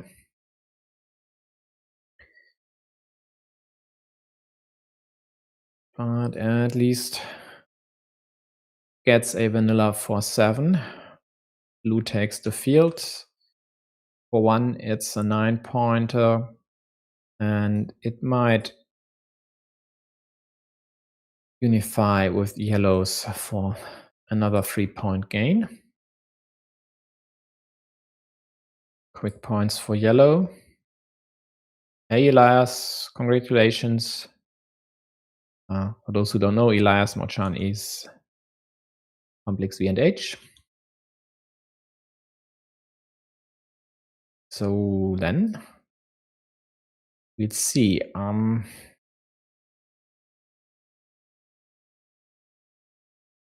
Is there anything more urgent than just getting the 3 points?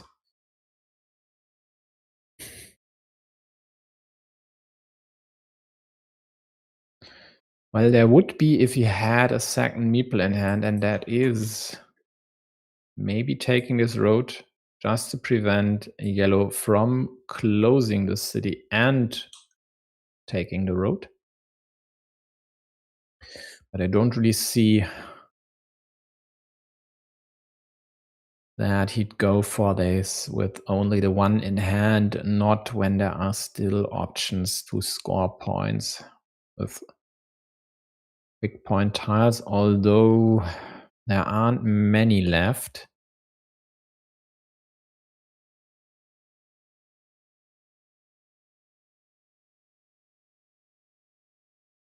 Yeah. That is a dagger, but the other orientation, which still is good news for yellow, allowing them to score net 2 points and getting a precious second meeple back.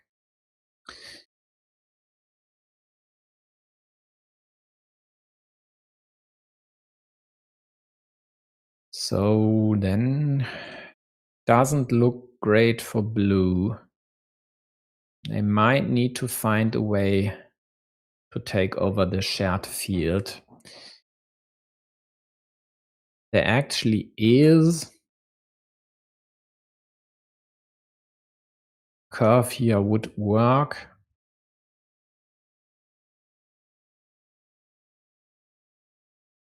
But even then,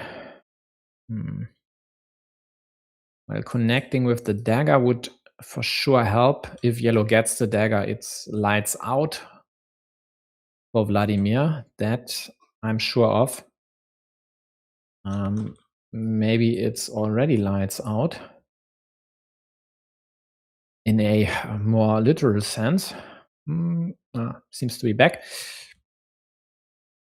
But he doesn't have a curve. He has the straight in hand. don't think he's going for the Hail Mary approach. That's just too easily killed with 3 of the 6 tiles and would only connect with the monastery.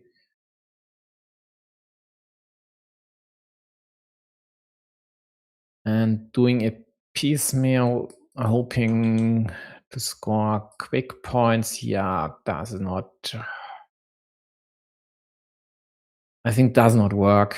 There's also a 6-point field on the left, which Manarori could claim with at least half the tiles in the deck.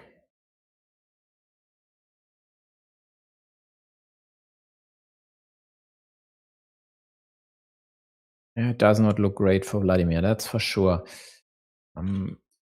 But given that he needs to bank his game on the dagger, maybe this here is the way to go.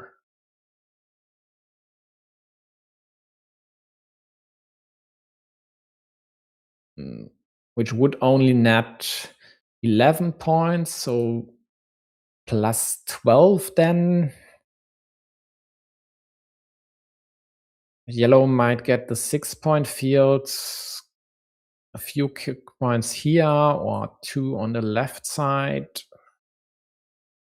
Could also just increase the ruin, or might counterattack the main field.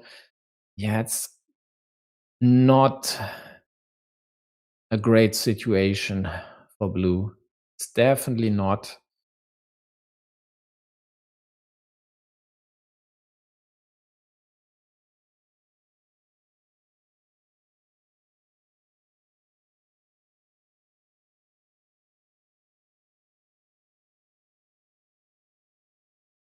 And the time is running down and down and down.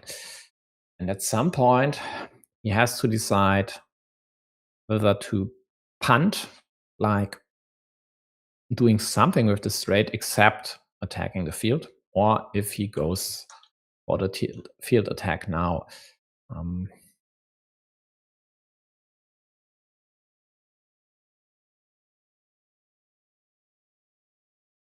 And he does it. Yep. So quick points for yellow. Quite likely, unless there would be a way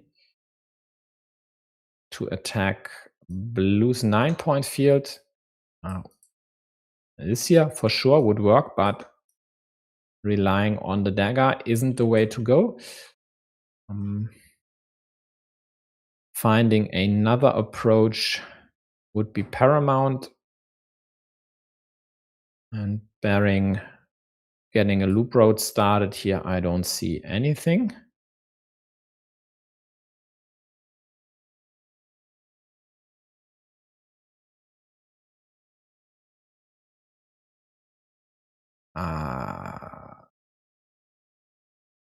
No. If you go there, I think you have to meeple that one.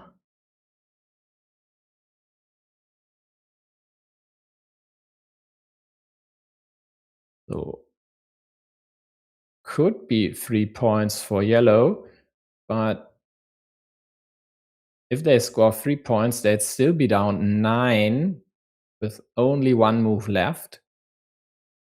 And that does not work.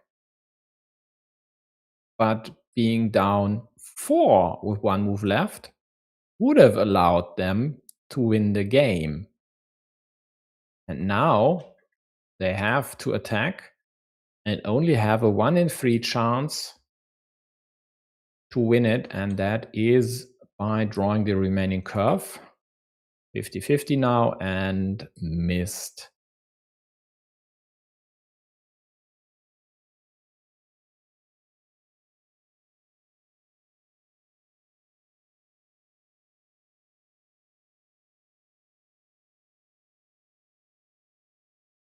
Yeah,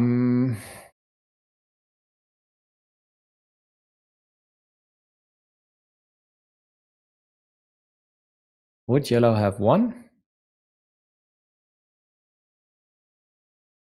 We'll go here, take the 5 points, score 3. And then with this one, they couldn't have taken the field on the left side for the win, so they would still have lost, it looks like. Well, best news, it doesn't matter in terms of the result for your team, as Ichida Killer IMD5 and Complex VNH took care of their duels.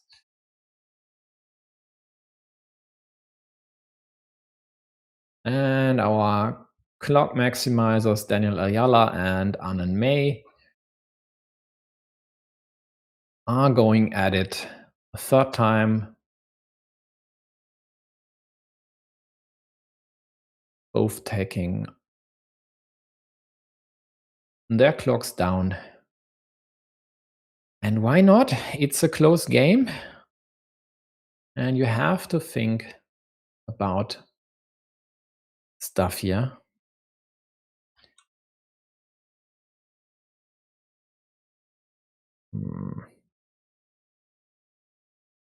That is a very interesting move.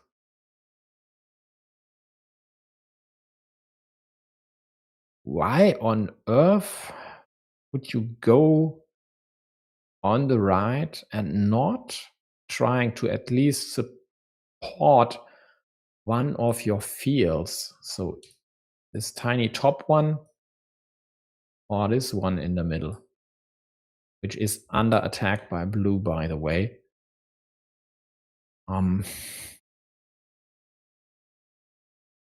So yeah, with the prospects of blue connecting here,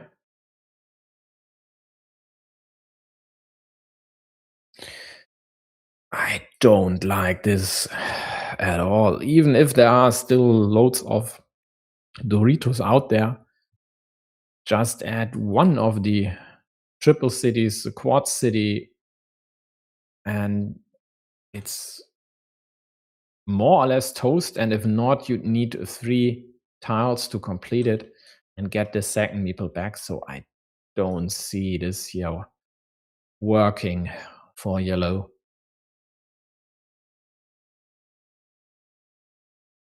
Sometimes simple really is best, so maybe just expanding the field to the top, not doing anything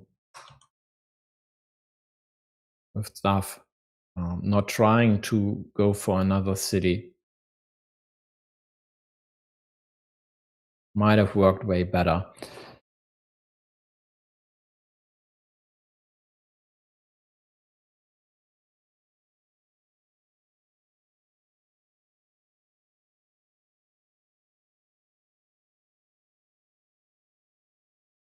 So overall, it's not yet done.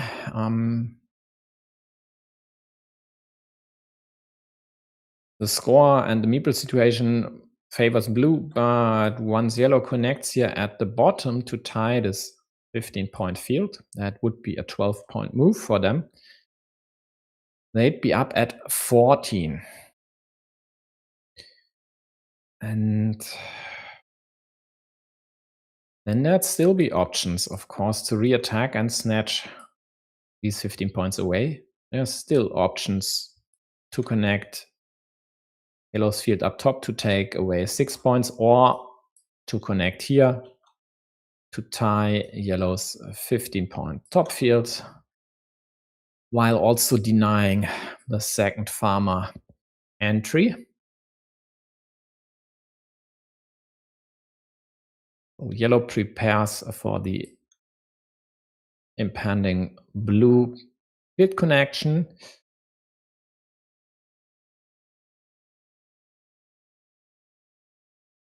Yeah, about this one here, they could have even tried to play against blue city. I don't really think it's absolutely necessary, as there's only 1 dagger left. but definitely better than this move. I don't. Still not a fan. So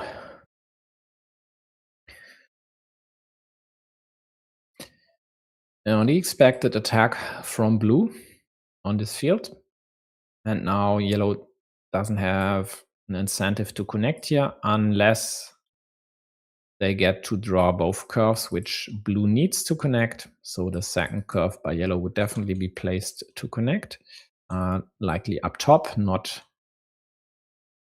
to allow. There's still an option. Now, without another curve, there's no way around this. Or there would be, but I don't see this happening.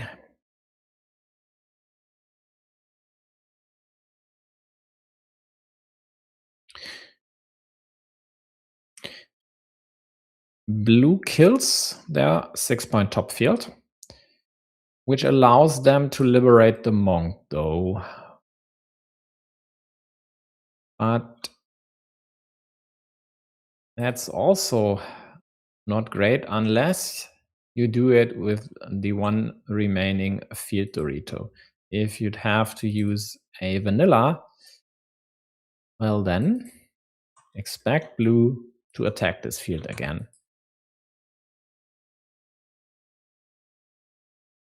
So again, I don't think this is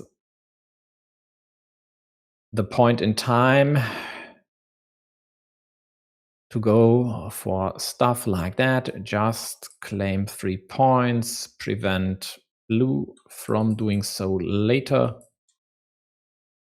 Play it safe.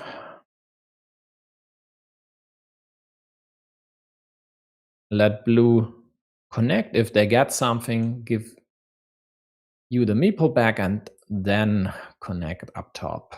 There's still all tiles to connect. So with city, with curve, with field, it's all still there. No need to go for it now. So yeah, you started the city, why not continue? Sure, it might immediately get killed. What else is there? Road up top or this connection. But again, I don't like this. Not when there are still 2 curves left to take these points away. And in the end, these 3 points, if blue connects their third farmer and that field would have been still separated from blue's, might be crucial. So here we go. 2 curves to connect. Dagger to get a meeple back.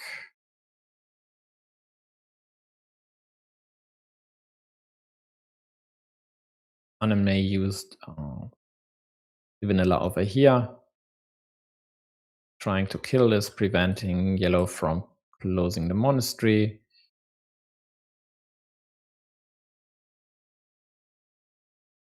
Yeah, and about on this one here, if yellow had used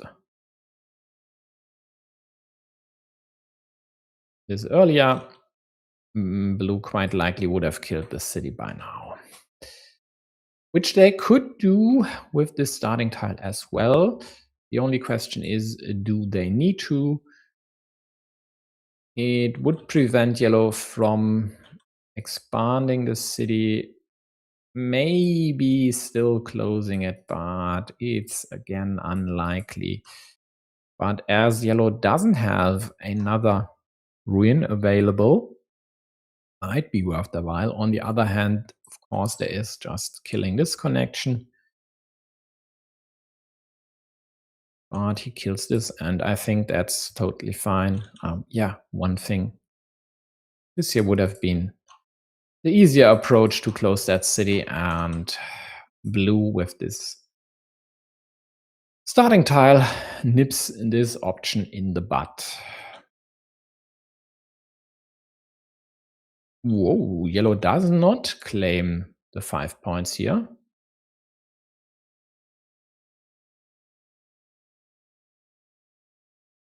I would see.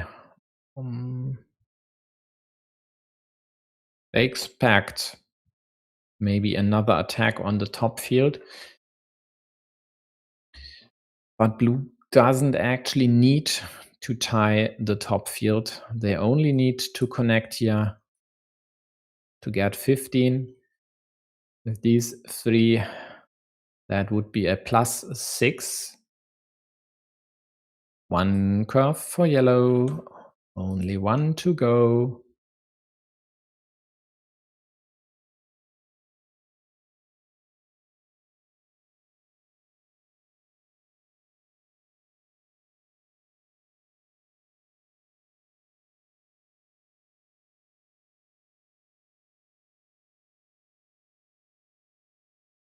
One sneaky way for yellow to go about this situation would be a ninja farmer here.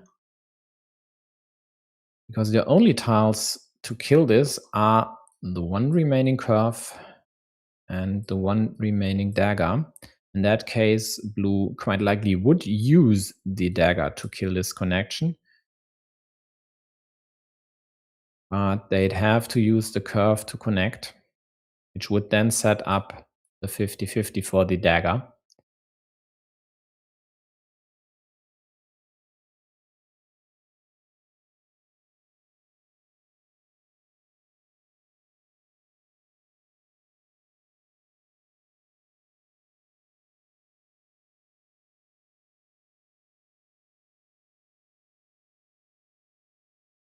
Top field is all but impenetrable. This would work, but the curve has better places.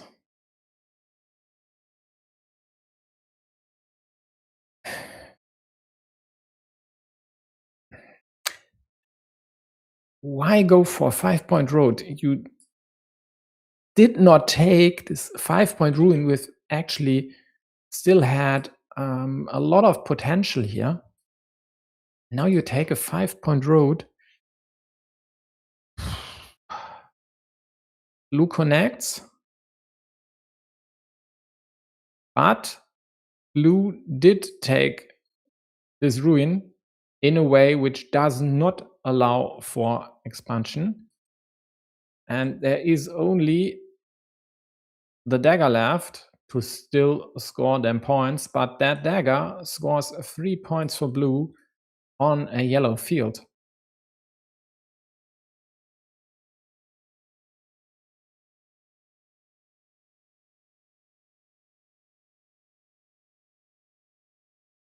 But Daniel Ayala doesn't get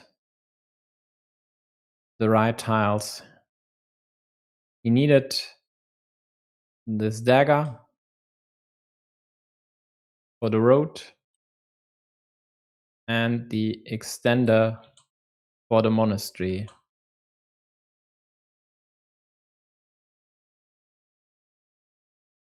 And considering this,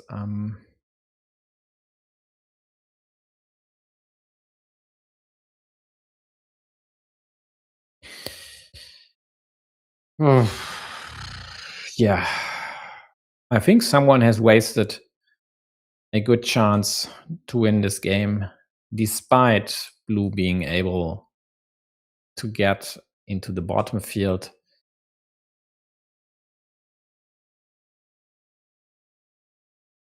This is a situation here, but earlier, Yellow's Dorito here. I don't get it at all. So in the end, it's a 3-2 for Mexico. Mexico, if you want. Let's pick this. Did I say Group F? I did. So 3-2 with h2-5. So even a good tiebreaker, and that is definitely a quite ideal opening against RCP, which might have been the favorites in this group. But it's definitely a close group where everyone could beat everyone, at least on a good day. Belarus and Finland would really need their best players to perform at their best, which the Belarusian side didn't in the first week, but we'll see how they fare against Hong Kong. Actually, that match took place a while ago, and there, tune out if you don't want to be spoiled in 5 seconds. Belarus lost 2-3. So this then looks like they won't make the playoffs. Their tiebreaker is basically shot. They need to win big against Mexico and Finland. I don't see the win against Mexico happening. Against Finland, yeah, they'll have a chance. But in the end, quite likely playing only for 4th place there. RCP, on the other hand, still have Hong Kong and Finland to go. Still not easy, but should still be favorites in both matches and might then reach the playoffs as well. So that's it for now. Let's take a look at the upcoming matches tomorrow. I'll definitely cover United Kingdom Latvia at 18 UTC, and if the overlap permits, US Poland as well. I might cover something before that. It depends on which matches will be covered by Alexei, quite likely. So thanks for tuning in. I'll see you there. Bye-bye.